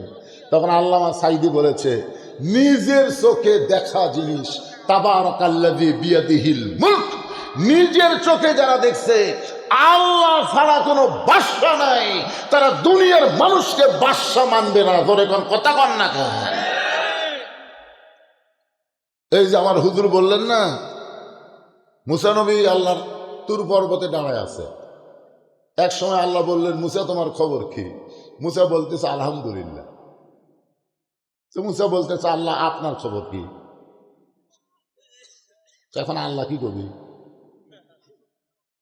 আল্লাহ বলতেছে মুসা আমার খবর যদি জানবার চাও তাহলে ফেরাউনের কাছে যাও। ফেরাউনের কাছে, কার কাছে যাও? ইন্নাহু তাগা, ইযহাব ইলা ফিরাউন ইন্নাহু তাগা। যাও ফেরাউনের কাছে যাও, গেলি বুঝবে আমি আল্লাহ কেমন আছি। মুসা নবী চিন্তা করে আল্লাহ খালি ফেরাউনের কাছে যাওয়া লাগবে, দেখি তো যাই। তা আল্লাহ কেমন আছে দেখবার গেছে, যায় দেখে ফেরাউন এরকম চেয়ারত বসে জিকির করতেছে, আনা রব্বুকুমুল আলা, আনা রব্বুকুমুল আলা, আনা রব্বুকুমুল আলা। কতগুলো শালারা জিকির করে না, আমার দয়াল বাবার দরবারেতে কেউ ফিরে না খালি হাতে। এই শালারাও যা, ফেরাউনও তাই। জোরে কথা কর না কেন ভাইজান? দয়াল বাবা কোনো কিছু দিবার পারবে না, যা দেওয়ার মালিক হচ্ছে আমার আল্লাহ। ধরে কথা কন না কেন? ইয়াকা নাবুদু ওয়া ইয়াকা নাস্তাইন, গোলামি যার করি তার কাছে আমরা চাই, অন্য কোনো বাবার কাছে কোনো মাজারে আমাদের চাওয়ার কোনো অবকাশ নাই। তো মুসা নবী আল্লাহ কেমন আছে দেখবার যায়, দেখে ফেরাউন বলতেছে আমি হলাম সবচাইতে বড় আল্লাহ, আমি হলাম সবচাইতে বড় আল্লাহ। মানে আনা রব্বকুমুল আলা, বুঝতেছেন না? আমি হলাম সবচাইতে বড় আল্লাহ, আমি হলাম সবচাইতে বড় আল্লাহ। মুসা কয় খেরি, এখনই তুর পর্বতে কার সাথে কথা হলো? এখনই তুর পর্বতে যার সাথে কথা কলাম তিনি কে? আমি কে? শোনেন, এই কোরআন শরীফ যখন আপনি দেখবেন না, কোরআন শরীফ দেখা আর তুর পর্বতে মুসা নবীর আল্লাহর সাথে কথা বলা একই কথা। জোরে কোন কথা ঠিক কিনা? এই কোরআন কার বাণী? তো মুসা নবী কার সাথে কথা কয়? তাহলে আমরা নিজেরাই কোরআন পড়তেছি। কোরআন হলো সর্বশ্রেষ্ঠ রাজনীতির কিতাব, আর সেই কোরআনের রাজনীতি বলবার গেলেই অনেকের কলজা চুলকে। এই শালারাই তো ফেরাউন। কি ইন্নাহু তগা শব্দের অর্থ কি? সীমা লঙ্ঘন করেছে, সীমা লঙ্ঘন করেছে। 5 বছরের ভোট পাইয়া বিনা ভোটে 41 সাল পর্যন্ত থাকবার চাই, এলাই তো ফেরাউন। কথা কর না কেন ভাইজান? ফেরাউনকে সীমা লঙ্ঘন করছে। তগা শব্দের অর্থ কি? সীমা লঙ্ঘন করছে। এখন মুসলমান তুমি দাবি করবা, তুমি মুসলমানের দাবি করবা, আর বিসমিল্লাহির রহমানির রহিম দিয়ে বক্তব্য শুরু করবা, আর মানুষের সংবিধান মানুষের আইন নিয়ে কথা বলবা। তুমি বিসমিল্লাহ যতই বলো, ওই বিসমিল্লাহ দিয়ে তুমি ফেরাউনি ঢাকতে পারবা না। জোরে কোন কথা, কথা কন না কেন ভাইজান? একটু মনোযোগ দিয়ে আমার কথাগুলো শুনবেন। সমস্ত দারোয়ান একত্র হয়ে ফকিরকে কেউ কিল মারে, কেউ লাথি মারে। ফকির চিল্লায় বলে আরো মার, আরো মার। দারোয়ান গুলো কয় কে রে, এক আমরা মারতেছি, আরো মার। ফকির বলতেছে মারিয়া মারিয়া আমার সাইজ কর, কারণ আমার মধ্যে ভেজাল ঢুকছে। সোনার মধ্যে যখন ভেজাল ঢোকে, বুঝলেন, সোনার দাম কম না বেশি, ভেজাল যখন ঢোকে তখন স্বর্ণকারের কাছে যখন নিয়ে যান, তখন বলতেছে ভাই রে ওজন তো 16 আনি হলো রে, কিন্তু ভেজাল 4 আনি আছে। তখন 4 আনি ভেজাল কি করা যায় ভাই? পিওর করে দেন, পিওর করে দেন। তখন সোনা অ্যাসিডের মধ্যে যেই ফেলা দিছে, সোনাকে আমাকে গরম লাগতেছে, চিল্লাচিল্লি করতেছে। স্বর্ণকার চিল্লাস কে? চিল্লাস করে অ্যাসিডের বাপেরও ক্ষমতা নাই তোকে পুড়াবার পরে। তোর মধ্যে যে ভেজাল ঢুকছে সেই ভেজাল পুড়বি, তুই আসলই থাকবি রে পাগলা। তোকে অ্যাসিডের ক্ষমতা নাই তো পুড়াবার পারে, বরং তোর মধ্যে যে ভেজাল আছে ওই ভেজাল সাফ করবার গেলে তোকে একটু তাপ লাগবি। জোরে কোন কথা ঠিক কি না? কিন্তু তোর কোনো ক্ষতি অ্যাসিডের বাপেরও ক্ষমতা নাই করতে পারে। একে সোনা পিওর করে বাড়ি করে, তখন আবার সোনা লোহার পাতের উপর থইয়া হাতুড়ি দিয়ে মারতেছে, বুঝলেন, গয়না বানাবি। সোনাকে আবার মারে, একবার এতটুক বললেন আবার মারতেছি, তার মানে স্বর্ণকার কয় পাগলা একটু পিটন না খালি তোর দাম বাড়বি, তুই খালি সোনার দল হয়ে থাকবে তো কে নিবি রে, তো পিঠে পিঠে গহনা বানাচ্ছি পাগলা, যত পিটন খাবি ততই দাম বাড়বি। 15.5 বছর বাংলার মুসলমানের মধ্যে ভেজাল ঢুকেছিল, আসিনে অ্যাসিড দিয়ে পরিষ্কার হয়ে গেছে। এখন আবার আগামী 12ই ফেব্রুয়ারিতে হাতুড়ি পিঠে পিঠে আমাদের দাম বাড়াতে হবে। জোরে কোন কথা ঠিক না? বুঝবার পারলে বুঝ পাতা, না বুঝলে তেজ পাতা, আর বেশি আমি বুঝার পারবো না।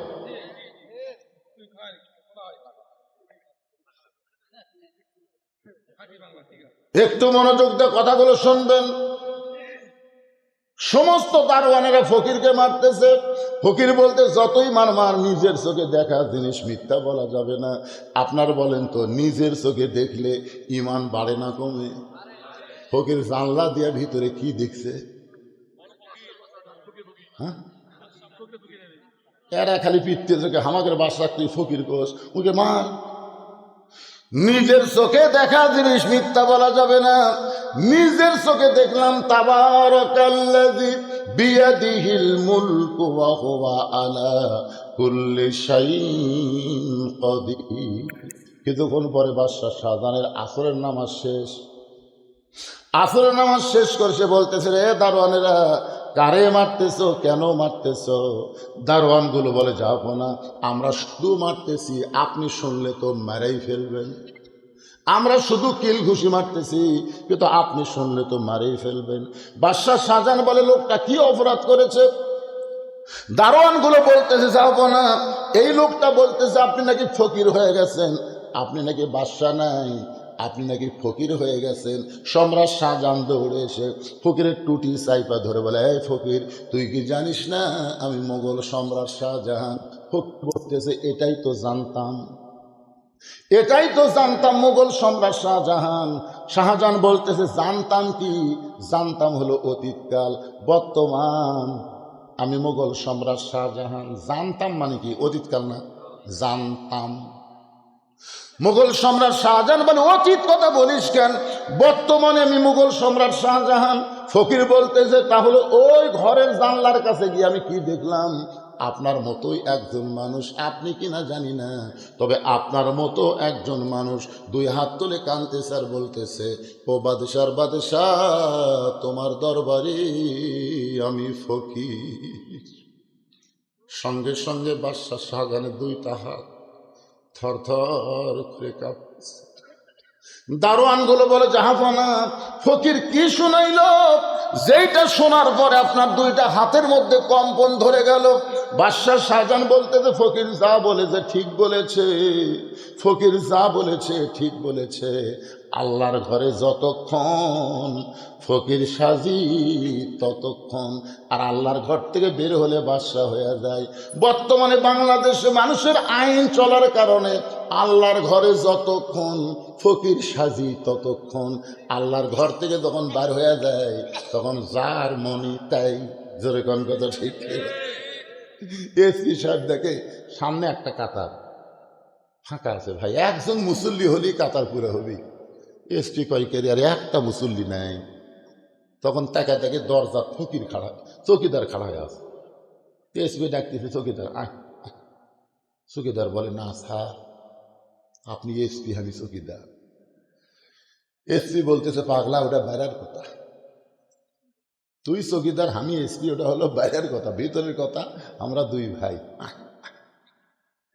বলে বিশ্বাস করে চৌকিদার। এসপি নিজে জায়গা ছাড়া যায়, চৌকিদারের হাত, তোর ডাকি তুই যাস না, তাই না লিয়া সর কাছে খাড়া করছে। চৌকিদার এসপির আধার পিছনে খাড়া হচ্ছে। এসপি বলতেছে, পাগলা, আমার পায়ের গোড়ালির সঙ্গে গোড়ালি মিল কর, গোড়ালির সঙ্গে গোড়ালি মিল কর। এবার চৌকিদার বলতে, স্যার, আমার পায়ের গোড়া হলো ফাটা, আপনার পায়ের কিন্তু তেল তেলা। এই 2টা মিল করবার গেলে যদি একবার ঘষ্টন খায়, কারণ ফাটা পায়ের ঘষ্টন আছে। যে স্বামীর পাও ফেটে গেছে, একই কম্বলের মধ্যে যদি স্বামী স্ত্রী ঘুমাই, বুঝলেন, যদি পায়ের ফাটা একবার বউয়ের পাও লাগে, বউ চেতন পায়ে কবি, মহারণা মাপ দিলাম, ল্যাপ পাল্টাও। মানে এত ধার, বুঝলেন? এখন চকিদারের পা এসপির পা লাগালাগি হয়ে গেছে নামাজের মধ্যে। আল্লাহর ঘরে যতক্ষণ এসপি চকিদার ভাই ভাই, ততক্ষণ আল্লাহর ঘর থেকে যখন বাইরে যাবে তখন দেখবেন জার্মানি তাই 14 দল 20 দল ঘরের মধ্যে গেলে কয় কাতা, কথা কন না কেন, কয় কাতা বার হলে। আপনার বলেন তো এই সিস্টেম কেন হলো? এই সিস্টেম হওয়ার কারণ হলো, আমার দিকে খেয়াল করেন, লিয়াবলুয়াকুম আইয়ুকুম আহসানু আমালান ওয়া হুয়াল আজিজুল গফুর। আল্লাহু আকবার। আপনি যদি কোনো আওয়ামী লীগকে জিজ্ঞাসা করেন এই লয়াপাড়ার এই মসজিদ কার ঘর, বিএনপি যদি জিজ্ঞাসা করেন কার ঘর, জামাত, তবলিগ, যারা নামাজ পড়ে না, দেখছেন? মানে সব দলের মুসলমান মসজিদ যে আল্লাহ, এটা এক বাক্যে স্বীকার করে। যদি আপনি বলেন ভাইজান এই পুকুর কার, এই জমি কার, না না তা কবি না, তো এই জমি আলাদা, তারই নাম কবি, তখনকার আল্লাহর কবি। মসজিদের ব্যাপারে সবাই এক বাক্যে আল্লাহ। পুকুর উমুকের জমি, এটা দেখতেছেন না হুজুর, এই সাইডে যা দেখতেছেন আমার বড় ভাইয়ের, এই সাইডে যা দেখতেছেন আমার চাচা, এই সাইডে সব আমার গোষ্ঠী, সবই যদি তোমাকে হয় আল্লাহ, আল্লাহটা দেখবার গেলে 2 মিনিট হাঁটা লাগবে হুজুর। 2 মিনিট হাঁটা মসজিদের সামনে গিয়ে বলতেছে এখানে আল্লাহর কিছুই ছিল না হুজুর, আমার 4 লাখ 10 শতক দান করছে, আর হাঁটার আল্লাহ ঘর বানা দিছি। ফেরেশতারা বলতেছে আল্লাহ এই দেশের নাম কি, যেই দেশে ওর চাচা জায়গা দিলে তোমার জায়গা হয়, আর ওরা টাকা বসে তোমার ঘর ভেঙে দেয়, এই দেশের নাম কি? আল্লাহ বলতেছে ওই দেশে খালি কোরআনের ওয়াজ আছে, কোরআনের রাজনীতি নাই, কোরআনের রাষ্ট্র নাই, যার কারণে মসজিদ আল্লাহ দিয়ে বাদ বাকি ওদের নামে অক্ষ করে দিছে। ওরা মসজিদের মধ্যে তখন যাবি আল্লাহর আইন অনুযায়ী চলবি, আর মসজিদের বেড়া গেলে মানুষের আইন অনুযায়ী চলবি। কি বাদশাহ শাহজাহান মসজিদের মধ্যে যতক্ষণ ফকির সাজে ততক্ষণ মসজিদ থেকে বের হয়ে ফকিরের টুটি চাইবা ধরছে। মনে নাই আপনাকে? মনে নেই? কি বুঝতেছেন? খালি মসজিদে আল্লাহর ঘর, মসজিদ যেমন আল্লাহর ঘর, গোটা বাংলাদেশও আল্লাহ। কারা কারা বিশ্বাস করেন না মসজিদ কার, বাংলাদেশ কার? এবার আর জোরে করছেন। মসজিদের মধ্যে আল্লাহর আইন চলে। মসজিদের মধ্যে নেতা যদি ভুল করে সঙ্গে সঙ্গে মুসল্লি লোকমা দেয়, দেয় কি দেয় না? কথা কন, দেয় কি দেয় না? ইমাম সাহেব আসরের 4 রাকাত নামাজের ইমামের যোগ্যতা কিন্তু ডবল টাইটেল পাস, দাওরা পাস। সেই ইমাম এতদিন আসরের 4 রাকাত নামাজ 2 বৈঠকে পড়াইছে, কিন্তু আজকে ইমাম সাহেব প্রথম 2 রাকাতে 1 বৈঠক দিছে, পরে 3য় রাকাতে আবার বসে গেছে। হয় না? এরকম হয় না? যেই 3 রাকাতে বসে গেছে এমন সময় এক ভ্যানওয়ালা, সামনে কাতারের একটা মুসল্লির খেয়াল নেই, তারা মনে করছে যে হুজুর যা আমরাও চাই, কিন্তু 3 নম্বর কাতারে এক ভ্যানওয়ালা অটো ভ্যান চালাই, আবার চিন্তা করে কেন আসরের বৈঠক 2 রাকাত আর 4 রাকাত, হুজুর যে 3 রাকাত বসলো। আল্লাহু আকবার। যে আল্লাহ আকবার কাছে ইমাম মনে মনে বলতেছে তুই যতই লোকমা দে, আমি 41 সালের আগে ওঠবো না, আমি স্বৈরাচারী হয়ে বসেই থাকবো। আপনার বলেন তো মসজিদের মুসল্লি ইমামের পক্ষে থাকবে না ভ্যানালার পক্ষে যাবে? কেন ভ্যানালার পক্ষে যাবে? কারণ মসজিদ আল্লাহর ঘর, এখানে কোনো মানুষের আইন চলবে না, এখানে আল্লাহর হুকুম চলবে। ধরে কোন কথা ঠিক কিনা? কিন্তু মসজিদের মতন যখন বাংলাদেশে আল্লাহর আইন চলবে তখন বাংলাদেশটা কেমন হবে? এই যে গ্রুপ আসতেছে 100,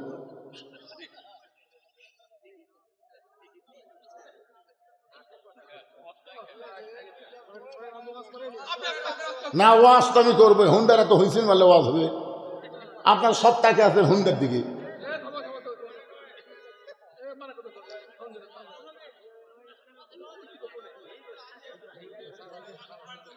আজকের মাহফিলের প্রধান অতিথির আগমন, মোশাররফ ভাইয়ের আগমন। লিল্লাহে তাকবীর। কেবা তিন মুরব্বী উঠলেন কেন বারে? হ্যাঁ, আমি আজকে ওয়াজ ধরছি তো ধরছি, কেবল বাজতেছে রাত 12টা। কি মনে করছেন? হ্যাঁ,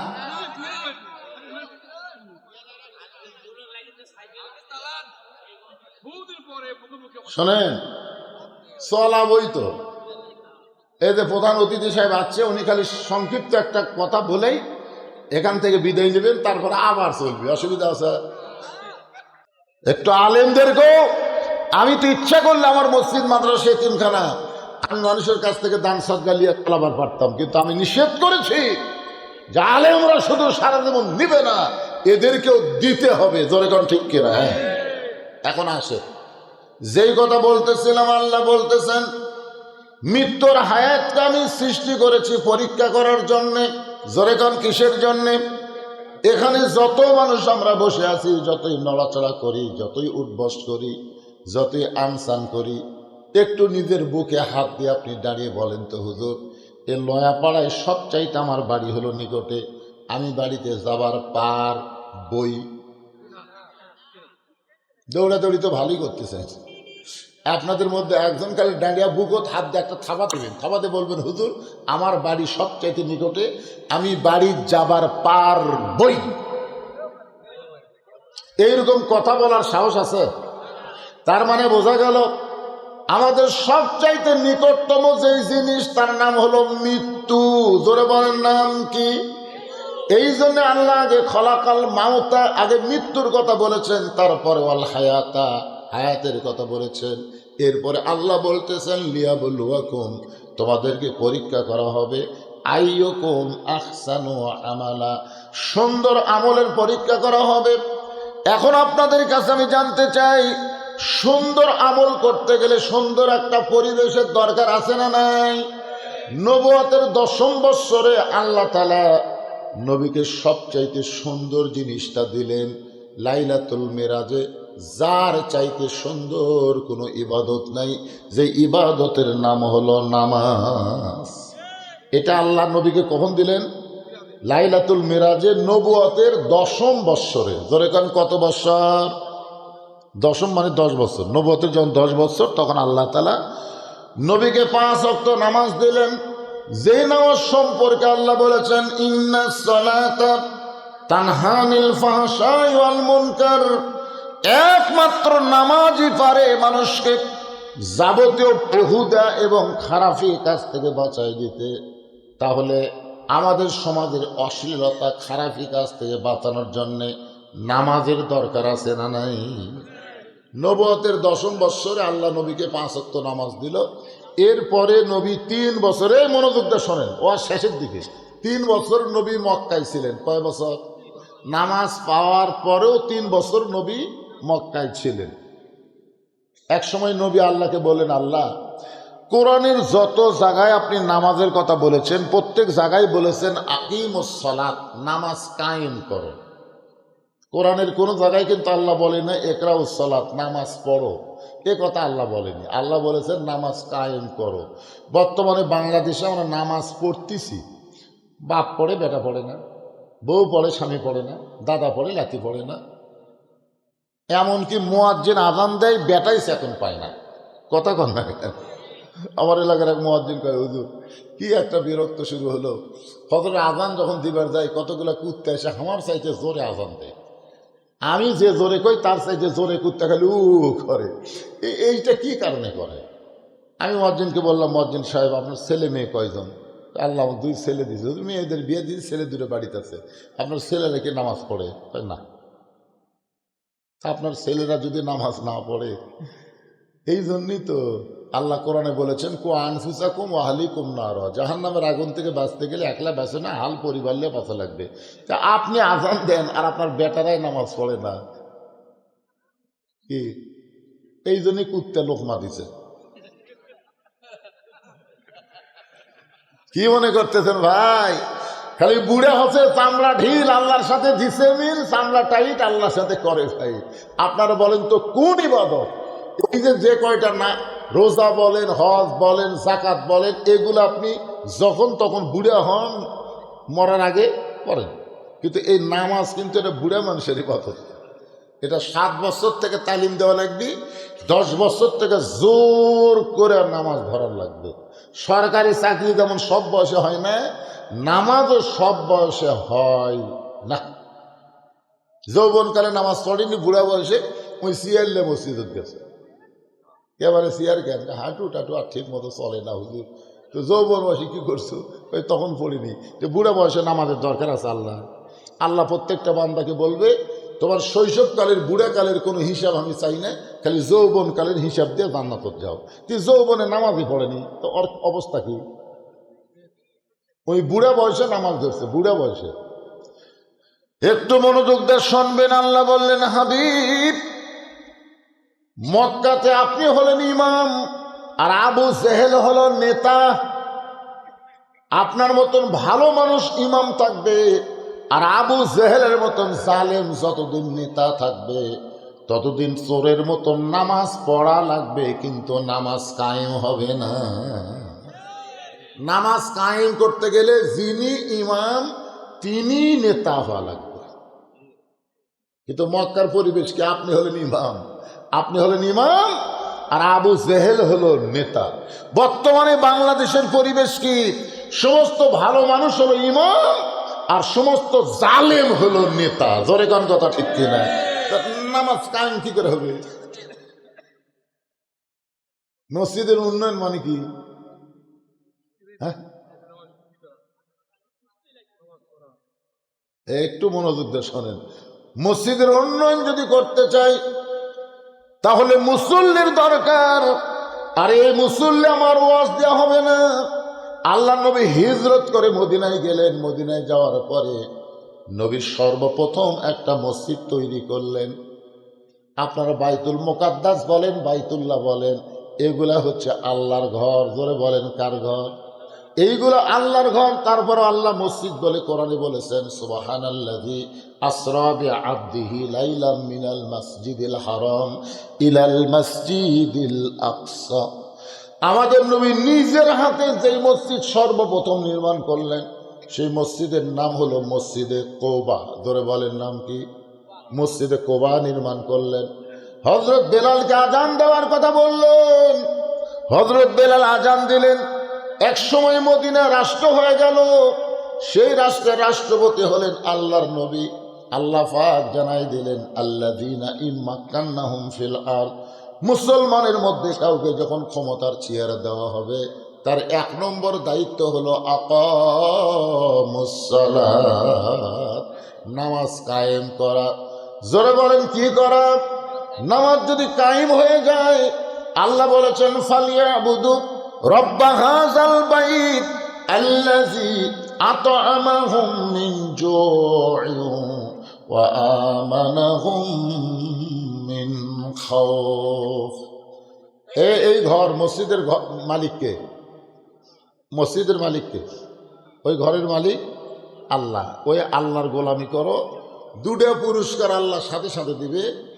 1 নম্বর পুরস্কার হলো রেজেকের কোনো পেরেশান থাকবে না। 2 নম্বর পুরস্কার হলো যাবতীয় ভয় ভীতি থেকে আল্লাহ পুরাপুরি নিরাপত্তা দিয়ে দিবে। আপনার বলেন তো, এর চাইতে ভালো আমল আছে? পুরুষ মানুষের জন্য সুন্দর আমল হলো 5 ওয়াক্ত নামাজ জামাতে আদায় করা। আর নারীদের জন্য সবচাইতে সুন্দর আমল হলো অকর্ণা ফি বুয়ুতিকুন্না ওয়ালা তাবাররাজনা তাবাররুজাল জাহিলিয়াতিল উলা। আল্লাহ নবী ফাতেমার ঘরে গেলেন, মেয়েটা কেমন আছে দেখার জন্যে। ফাতেমার ঘরে গিয়ে নবী দেখতে পেলেন ফাতেমা মুচকি মুচকি হাসতেছে।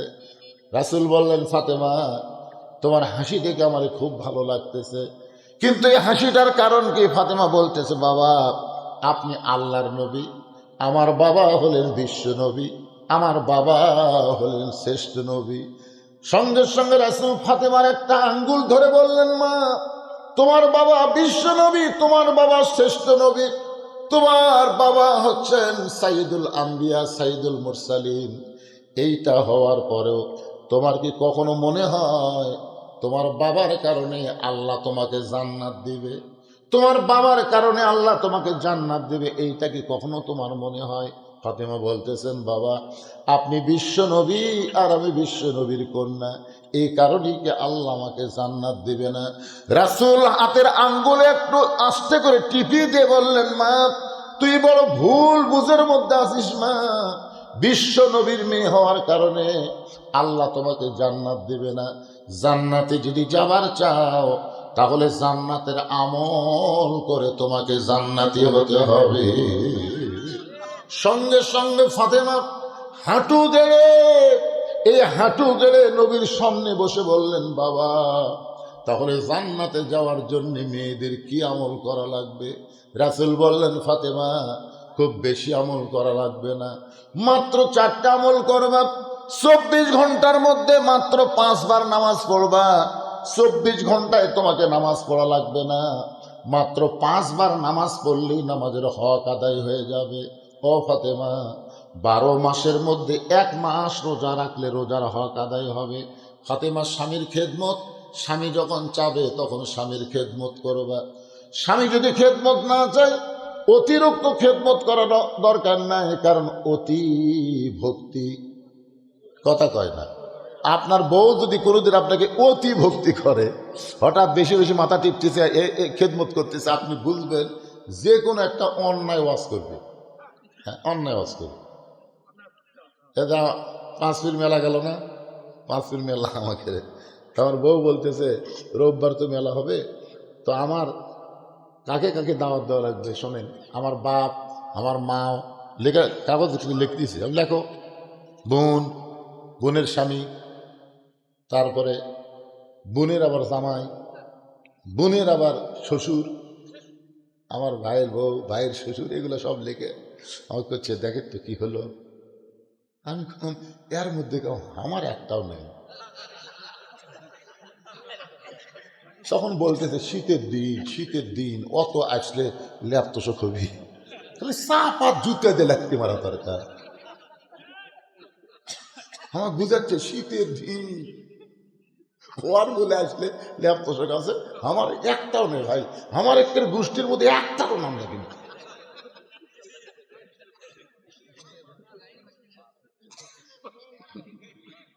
কি মনে করতেছে প্রত্যেক ঘরে ঘরে এই বিপদ আছে না নাই? ধরে মারে ও মা,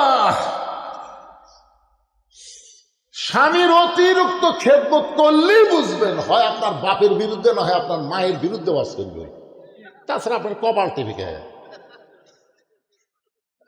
আল্লাহ রাসূল বললেন, ফাতেমা মেয়েদের সবচাইতে গুরুত্বপূর্ণ ইবাদত হলো পর্দা করা।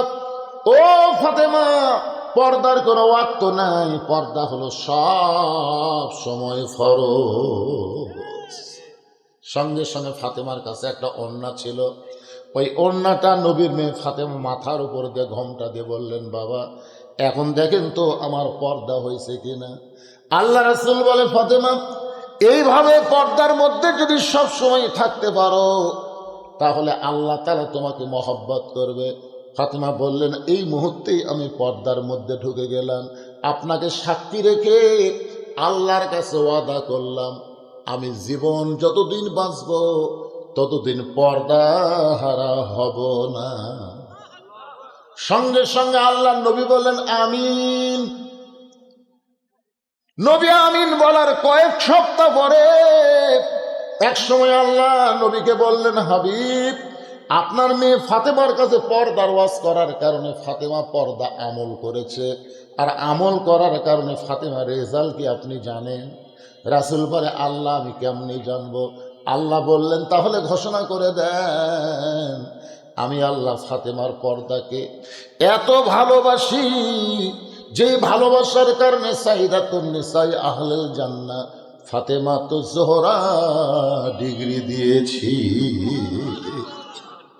আল্লাহ নবী ফাতেমার কাছে আসলেন, মা তোর পর্দাকে আল্লাহ কবুল করার কারণে আল্লাহ তোকে খাতুনে জান্নাত ডিগ্রি দিয়েছে। ফাতেমা বললেন, বাবা দুনিয়াতে পর্দার মধ্যে থাকার কারণে জান্নাতি নারীদের নেত্রী যখন আল্লাহ আমারে বানায় দিল, এই পর্দাকে আমি এমনভাবে গ্রহণ করলাম পর্দা ছাড়া আমি আর কিছুই বুঝলাম না। এমনভাবে পর্দা গ্রহণ করলো, এশার নামাজের পর হযরত আলী ঘরের মধ্যে ঢুইকা দেখে ফাতেমা চৌকির উপরে বসে আছে, দুই গাল বেয়ে টপ টপ করে পানি পড়তেছে। হযরত আলী এই দৃশ্য দেখার পরে চমকে গেলেন। ফাতেমা চৌকির উপরে বসে দুই গাল দিয়ে পানি পড়তেছে। হযরত আলী আস্তে করে হাতখানা ফাতেমার থুতুনির তলে দিলেন। ওই গাল বেয়ে চোখের পানি আলীর হাতের মধ্যে পড়ে গেল। আলী বলে, ফাতেমা কি দুঃখ তোমার, এই রাতে তুমি এমন করে কেন কাঁদতেছো? ফাতেমা বলে, স্বামী গো, এই কান্না দুঃখের কান্না নয়, এই কান্না হলো আমার জীবনের আনন্দের কান্না। আল্লাহ তাআলা আমার পর্দা কবুল করেছে, আল্লাহ তাআলা আমার পর্দা কবুল করেছে। আমি সব সময় দোয়া করতাম, আল্লাহ পর্দার মধ্যে আমার মৃত্যু দিও। আল্লাহ তাআলা আমাকে জানাই দিল আজকে রাতের বেলা আমার মৃত্যু হবে। যেই মাত্র কইছে আল্লাহ পাক আমারে জানাই দিল আজকে রাতের বেলা আমার মৃত্যু হবে। কিন্তু আমার চোখ দিয়ে পানি পড়ার পেছনে কারণ হলো 6 মাস আগে আমার বাবা দুনিয়া থেকে বিদায় হয়ে গেছে। আমার বাবা বিদায় নেওয়ার পর আমার হাসান হোসেন দুইজন পাগল হয়ে গেছে। এরা সারাদিন নানা নানা বলে বাহিরে খুঁজে, সন্ধ্যার সময় সে বলে, মা আজকেও নানাকে আমরা দুই ভাই খুঁজে পাইলাম না, মা আমরা কি করব? আমি দুইটা বেটাকে বুকের মধ্যে নিয়ে বলি, বাবা আগামীকাল আবার তোমাদের নানাদের খুঁজতে, আমার নানাকে খুঁজতে যেও। আমি আজ থেকে 6 মাস ধরে আমার দুইটা ছেলেকে এইভাবে বুঝ দিয়েছি। কিন্তু আজকে রাত্রেবেলা যখন আমি মারা যাব, আমার হাসান হোসেন কেমনে সহ্য করবে? তাদের নানাও নাই, তাদের মাও চলে গেছে। আলী বলতে, তো ফাতেমা তাহলে আমার কি করতে হবে? ফাতেমা বলে, স্বামী গো, আপনি আমার মাথায় হাত দেওয়া আদা দেন। আমার হাসান হোসেন যতদিন বুঝতে না পারবে ততদিন আপনি দ্বিতীয় কোনো বিবাহ করবেন না।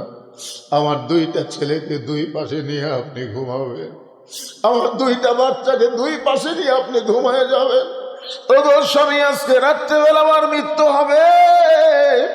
আমি মরার আগে আপনার কাছে 3টা জিনিস চাইতেছি। 1 নম্বর চাওয়া হলো আমাকে দাফন করবেন রাতের বেলায়। দিনের বেলায় কবর দিলে আমার পর্দার খেলাফ হবে, আমাকে রাতের বেলায় আপনি দাফন করবেন। আমার 2 নম্বর চাওয়া হলো আমার জানাজার ব্যবস্থা আপনি করবেন না। দুনিয়ার মানুষকে, মেয়ে মানুষের জানাজার ব্যবস্থার জন্য বলার দরকার নেই, কারণ হাজার হাজার মানুষ যদি বলে ফাতেমা ভালো, আর আপনি যদি বলেন ভালো না, এই ফাতেমার 1 তিল পরিমাণ লাভ হবে না। আর দুনিয়ার तमाम মানুষ যদি বলে ফাতেমা খারাপ, আর আপনি যদি বলেন ফাতেমা ভালো, এক স্বামীর সার্টিফিকেটে ফাতেমার 8টা জান্নাতের দরজা খুলে গেল। ওগো স্বামী, আমার লাশটা খাটনিতে তুলবেন না, কারণ আমি হিসাব করে দেখলাম আমার খাটনি কান্দে নেওয়ার মতন 4 জন পুরুষ দুনিয়াতে নেই। আমার বাবা যদি দুনিয়াতে থাকতো, মরা মেয়ের লাশের খাটনি বাবা কান্দে নিবার পারত। আমার হাসান হোসেন যদি বড় হইতো, মায়ের লাশের খাটনি কান্দে নিবার পারত। ওগো স্বামী, ওই জান্নাতুল বাকির পূর্ব কোণায় সবুজ রঙের একটা বাতি জ্বলবে, ওই বাতি বরাবর আপনি আমাকে দাফন করবেন। আমার কবর খুঁড়তে যদি আপনার কষ্ট হয়, তাহলে আপনার একান্ত বন্ধু যদি কেউ থাকে দুনিয়ায়, তারে বলবেন সে যেন গোপনে কবরটা খনন করে দেয়। আবু জার গিফারি কবর খনন করে দিয়ে চলে গেছে।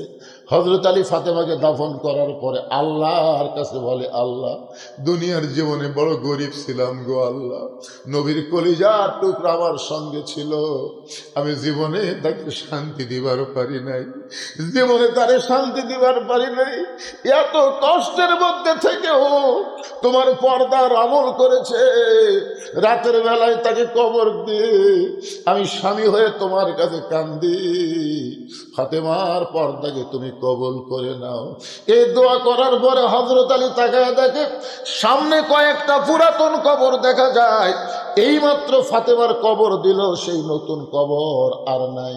গোটা জান্নাতুল বাকি দৌড়ায় বলে, ফাতেমার কবর, ফাতেমার কবর। কে যেন দূর থেকে বলে, আলী রে, ফাতেমা পর্দানিশি, আমি আল্লাহ জোহরা ডিগ্রি দিয়া ফাতেমার কবরটাকে কিয়ামত পর্যন্ত পর্দা করে দিয়েছি। আমার মায়েরা যারা পর্দার অন্তর আছেন, পুরুষের জন্য 1 নম্বর সুন্দর আমল হলো নামাজ, আর নারীদের জন্য 1 নম্বর সুন্দর আমল হলো পর্দা। আমরা নামাজ আদায় করব, মেয়েরা পর্দার মধ্যে থাকবে, আল্লাহ তাআলা আসমান থেকে রহমত বরকতের দরজা আমাদের জন্য খুলে দিবে। আল্লাহ তাআলা আজকের এই মাহফিলকে কবুল করুক, মসজিদের উন্নয়ন কল্পে মাহফিল।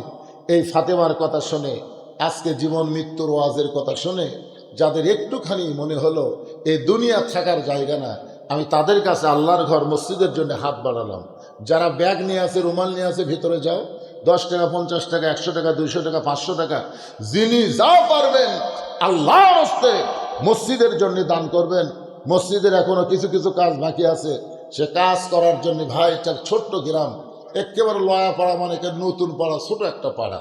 এই পাড়া এত সুন্দর আয়োজন করেছে, আপনাদের কাছে একটু হাত বাড়াইছে মসজিদের উন্নয়ন কল্পে, নগদ বাকি।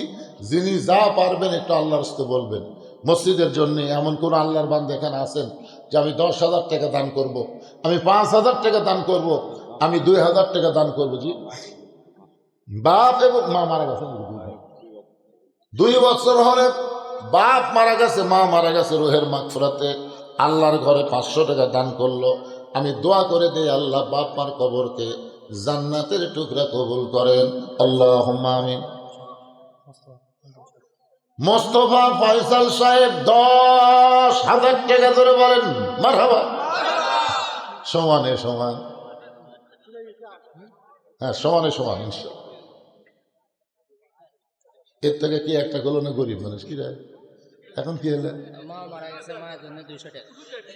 মায়ের জন্য একজন ছেলে 200 টাকা দান করেছে মায়ের জন্য। আল্লাহ দানকে কবুল করেন, আল্লাহুম্মা আমিন।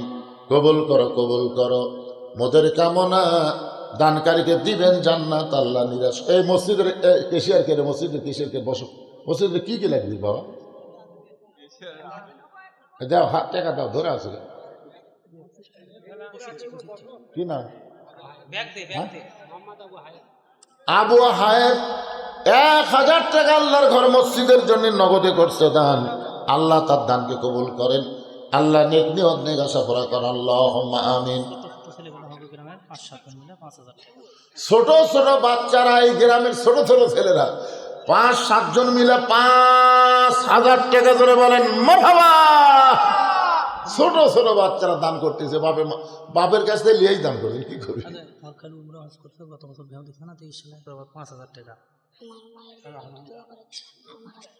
তোর মা মারা গেছে, কানে কানে বলতে দেখেন, মুখটা দেখেন। আরে মায়ের মতো আপন কেহ নাই রে দুনিয়ায়। মা মারা গেছে, আমরা দোয়া করি আল্লাহ মাকে জান্নাত বাসী। বলছি তো ব্যাগলে ঢুকবার বলছি ভাই।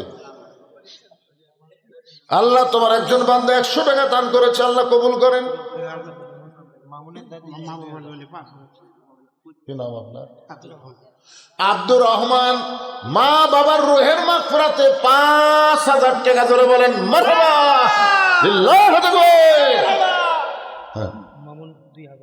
মামুন দাদির রুহের মাগফিরাতে মামুন 2,000 টাকা দান করবে। আল্লাহ মামুনের দানকে আল্লাহ আপনি কবুল করেন, আল্লাহুম্মা আমিন।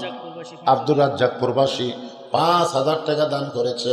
আল্লাহ আব্দুর রাজ্জাক যেখানেই থাক ভালো থাক, কামাই যেন আল্লাহ বরকত দেয়, ধরে কোন আমিন।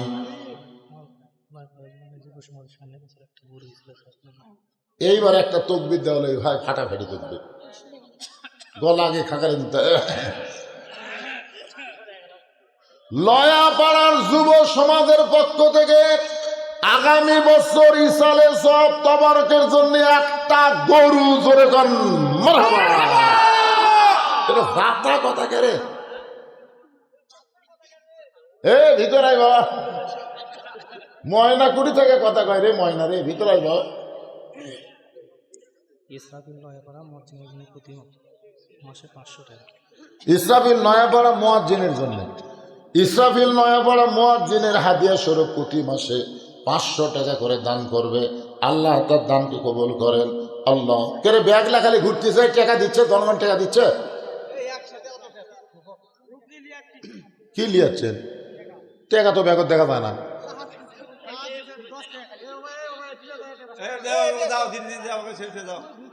টাকা হাতত ধরে লিয়ে আছে।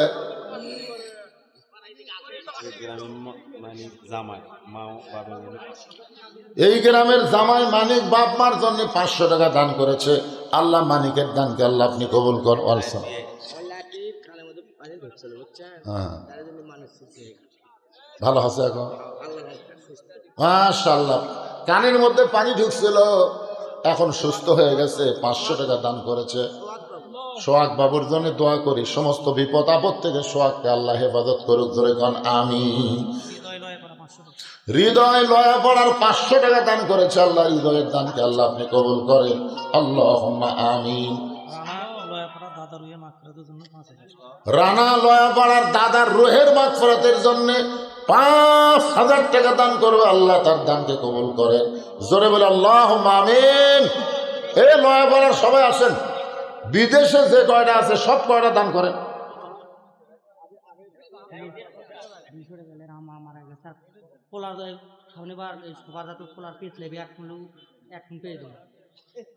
কি মরদ রে, মা মারা গেছে, মায়ের রুহের মাগফিরাতে টাকা দিল। আবার আগামী বছর এই পোলা পাকাতে যত পেজ লাগুক, 1 মণ লাগুক আর 10 মণ লাগুক, সমস্ত পেঁয়াজ দান করবে। মারহাবা খান। কেবা তোর নাম কি রে? পেঁয়াজ আলা কুটি গেল, লেখা লিখা লেখা লিখা। মাশাআল্লাহ।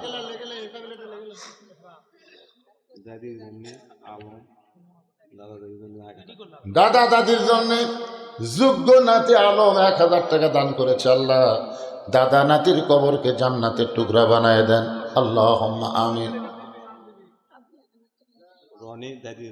রনি দাদির জন্য কি নাতি রে, দাদির জন্য 500 টাকা দান করতেছে। আল্লাহ কবুল। বাপ মায়ের জন্য একজনও দিল না। কেন? বাপ মা মারা গেছে। এরা সব লোক কি বাইরের লোক নাকি? আমার সামনে বসে আছেন লয়া পাড়ার লোক না বাইরের লোক? সব বাহিরের লোক। মিজানুর রহমান প্রবাসী 1000 টাকা দান করবে। আল্লাহ তার দান কবুল করেন। আল্লাহ নিক নিয়ত নিয়ে আসা পড়াক। আল্লাহুম্মা আমিন। কে বাবা ব্যাগের আদায় করে টাকা কুটি গেল রে? ব্যাগ আলা আমার মা বোনদের কাছে যাবে। মা বোনদের মা ফাতেমার যে ওয়াজ শুনছে, খালি যাইয়া দেখেন টাকা ঠিক হয়ে যাবে। জান, এই গ্রামের এমন কোন জামাই আছে জাগায় বছর তবারক পাকাতে 10 কেজি সরিষার তেল দিবেন। সরিষা হয় না, চাউমিন হয়, তবারক কি দেন? কে লিখতেছে? কে লিখতেছে? কি নাম? মেয়ে মানুষ আনোয়ারা। একজন মা আমার 1 মণ ধান আল্লাহর ঘরের জন্য করছে দান। আল্লাহ দানকে কবুল কর। আল্লাহুম্মা আমিন। একটা জামাই ওঠেন তো 10 কেজি তেল নিয়ে, একটা জামাই। তাহলে একটা জামাই সাহস করে ওঠেন। লয়া পড়ার জামাই, জামাইগুলো একটাও আসেনি রে। উঠতি আতা এই গ্রামের মামা দাদা দাদির জন্য 500 টাকা দান করেছে। আল্লাহ দানকে কবুল করেন। আল্লাহুম্মা আমিন। কি নাম আপনার? ও আচ্ছা আচ্ছা। আলিমদের এত ভালোবাসে, প্রাণ ভরে খাওয়ানোর পরে কয় হুজুর। মায়ের জন্য দান করল 1000 টাকা, ওরে 1 মণ চাউল। জোরে কন মারহাবা। আল্লাহ মায়ের কবরকে জান্নাতের টুকরা বানায় দেন। ভাস্তি নাম কি? ভাস্তি সাবিনা। আমার মা 5000 টাকা দান করেছে। আল্লাহ মা সাবিনার দানকে কবুল করে। মা খাদিজার সঙ্গে আল্লাহ যেন জান্নাত দেয়। জোরে কন আমিন। জোরে বলে আল্লাহুম্মা আমিন। মা বাবের রুহের মাগফিরাতে আব্দুল করিম 500 টাকা দান করবে। আব্দুল করিমের দানকে আল্লাহ আপনি কবুল করেন। আল্লাহুম্মা আমিন। তাবারক নিয়ে আসেন, তাবারক নিয়ে আসেন, আস্তে আস্তে তাবারক নিয়ে আসেন। এই কেদের দিকে নিয়ে আসেন। জামাই একটাও নেই, ধর্ম করতে হবে। হ্যাঁ, তুমি পেঁয়াজ দিবে, আবার তেলও দিবে। মাশাআল্লাহ। সমস্ত পেঁয়াজ দিল, আবার 5 কেজি তেল। মারহাবা। ধরে যান। দেখতেছি একটা জামাই ওঠে না। জামাই নাকি? বেল্লাল হোসেন লয়াবার 1 মণ ধান করবে দান। বেল্লালের দানকে আল্লাহ আপনি কবুল করেন, আল্লাহুম্মা আমিন। একটা জামাই উঠুন তো, আমি দোয়া করে দেবো হযরত আলীর আছে আল্লাহ নবীর জামাইয়ের সঙ্গে যেন আল্লাহ জান্নাত দেয়। হ্যাঁ সেটা কি আবার বলে মনে নেই তো। আচ্ছা আচ্ছা, আমার মামা মায়েরা মিলে আমার নানা নানির বিয়ে মাথার আব্দুল ছাত্র কিনে ঘর করতে মনে করেন 1-2 লাগুক পুরোটাই দিয়ে মসজিদের ঘর না মাদ্রাসা একটা ফোরকানিয়া ঘর তৈরি করতে আব্দুল সাত্তার পরিবারের পক্ষ থেকে 1 লাখ লাগুক, 1.5 লাখ লাগুক আর 2 লাখ লাগুক একটা মাদ্রাসা তৈরি করে দিবে। জোরে কান মারহাবা। কারণ গ্রামে একটা ফোরকানিয়া মাদ্রাসা থাকলে লাভ না লস। মাশাআল্লাহ, বিশাল দান। আমরা প্রাণ করে তাদের জন্য দোয়া করবো, আল্লাহ এই নবীর ঘর বানিয়ে দেওয়ার নিয়ত করার কারণে আল্লাহ যেন তাদেরকে জান্নাতে একটা ঘর দিয়ে দেয়। সবাই বলে আল্লাহুম্মা আমিন। এই গ্রামের আব্দুল হান্নান 1 মণ ধান দান করেছে, আল্লাহ তার দানকে কবুল করেন, আল্লাহুম্মা আমিন। আচ্ছা, যে ব্যাগ যে আদায় করলো সে ব্যাগ ফুটে গেল, ব্যাগ আর কেউ দিবেন?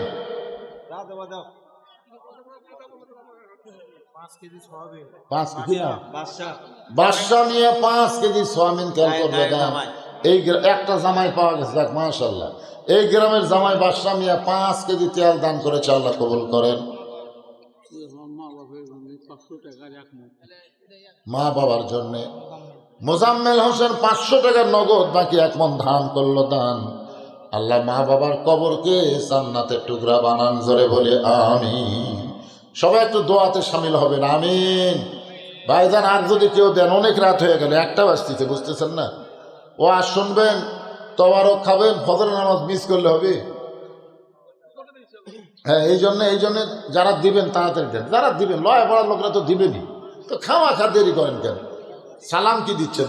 সালাম আব্দুল সালামের নাম লেখা পড়ছে, ও গরুর মধ্যে আছে, যার মধ্যে থাকা লাগবে সেটার মধ্যে আছে, বুঝছেন না? আগামী বছর যে আপনাকে এই তবারক, এবার যে গরু দেওয়া হলো, খালি গোস্ত আর গোস্ত। তবারক পালে বুঝবেন এটা মনে হয় আকবরিয়ার বিরিয়ানি। খাননি তো? আমি আগে কিছু একটা খাই চেক করছি, সেই আমি এখন পর্যন্ত ভাতই খাইনি, জানেন? আপনাকে লয়া পড়ার ভাত খাইনি, তবারকের গন্ধ শুনে আমাদের কি লোভ হলো। আমি কেন বাবা আমাকে একটু দেও তো, আমি খাই। ওই খাওয়ার পর থেকে এমন একটা ফেকের তৈরি আছে, আজকে ও আর ভালো হয়নি, কারণ ওই তবারকের থাকি, বুঝেছেন না? ইউসুফ আলী 1 মণ ধান দান করবে। আল্লাহ ইউসুফ আলীর দানকে আল্লাহ আপনি কবুল করেন, আল্লাহ নেক নিয়ত নিগাসা করা, আল্লাহুম্মা আমিন। ভাই তবারক আল্লাহ, হাই রে নিয়ে আসেন, আপনারা তবারক নিয়ে আসেন। হ্যাঁ,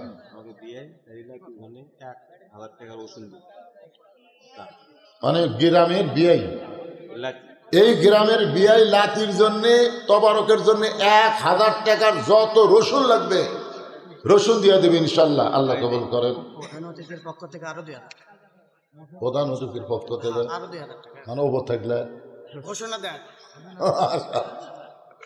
প্রধান অতিথির পক্ষ থেকে আগে দিছে 10, আবার দিল 12, 2, তাহলে হয়ে গেল 12। জোরে বলেন মারহাবা। প্রধান অতিথি মোশাররফ ভাই 12,000 টাকা। রে গাড়ি বললা, তোমরা 2,000 দাও। আজকে দুটালেই পিঠাপিঠি হোক, দেখা যাক কি হয়। না না, এমনি এমনি কইলাম, ওটা বাড়াবাড়ির দরকার নাই। আল্লাহ যাক যেমন দেওয়ার সামর্থ্য দিবে তেমনই দিবে। জোরে করেন কথা, ঠিক কিনা? এটা চাঁদা না ভাই, দান। দান অন্তর থেকে হয়। আল্লাহ সবাইকে দান করার তৌফিক দেন। সবাই ইস্তেগফার পড়েন, আস্তাগফিরুল্লাহ রব্বি মিন কুল্লি জামবি ওয়া তুব। কি তবারক দিবে? কলার পাতা না, প্যাকেট। হ্যাঁ, এই তাহলে আপনি একটু লাইন হয়ে বসেন তো ভাই, আপনাদের মাঝখানকে তবারক দিবে তো একটু সাইজ হয়ে বসেন। সাইজ হয়ে, অনেক মানুষ হয়েছেন আপনারা, একটু আল্লাহর রাস্তায় একটু সাইজ হয়ে বসেন। একজন 50 টাকা দান করছে, আল্লাহ কবুল করেন।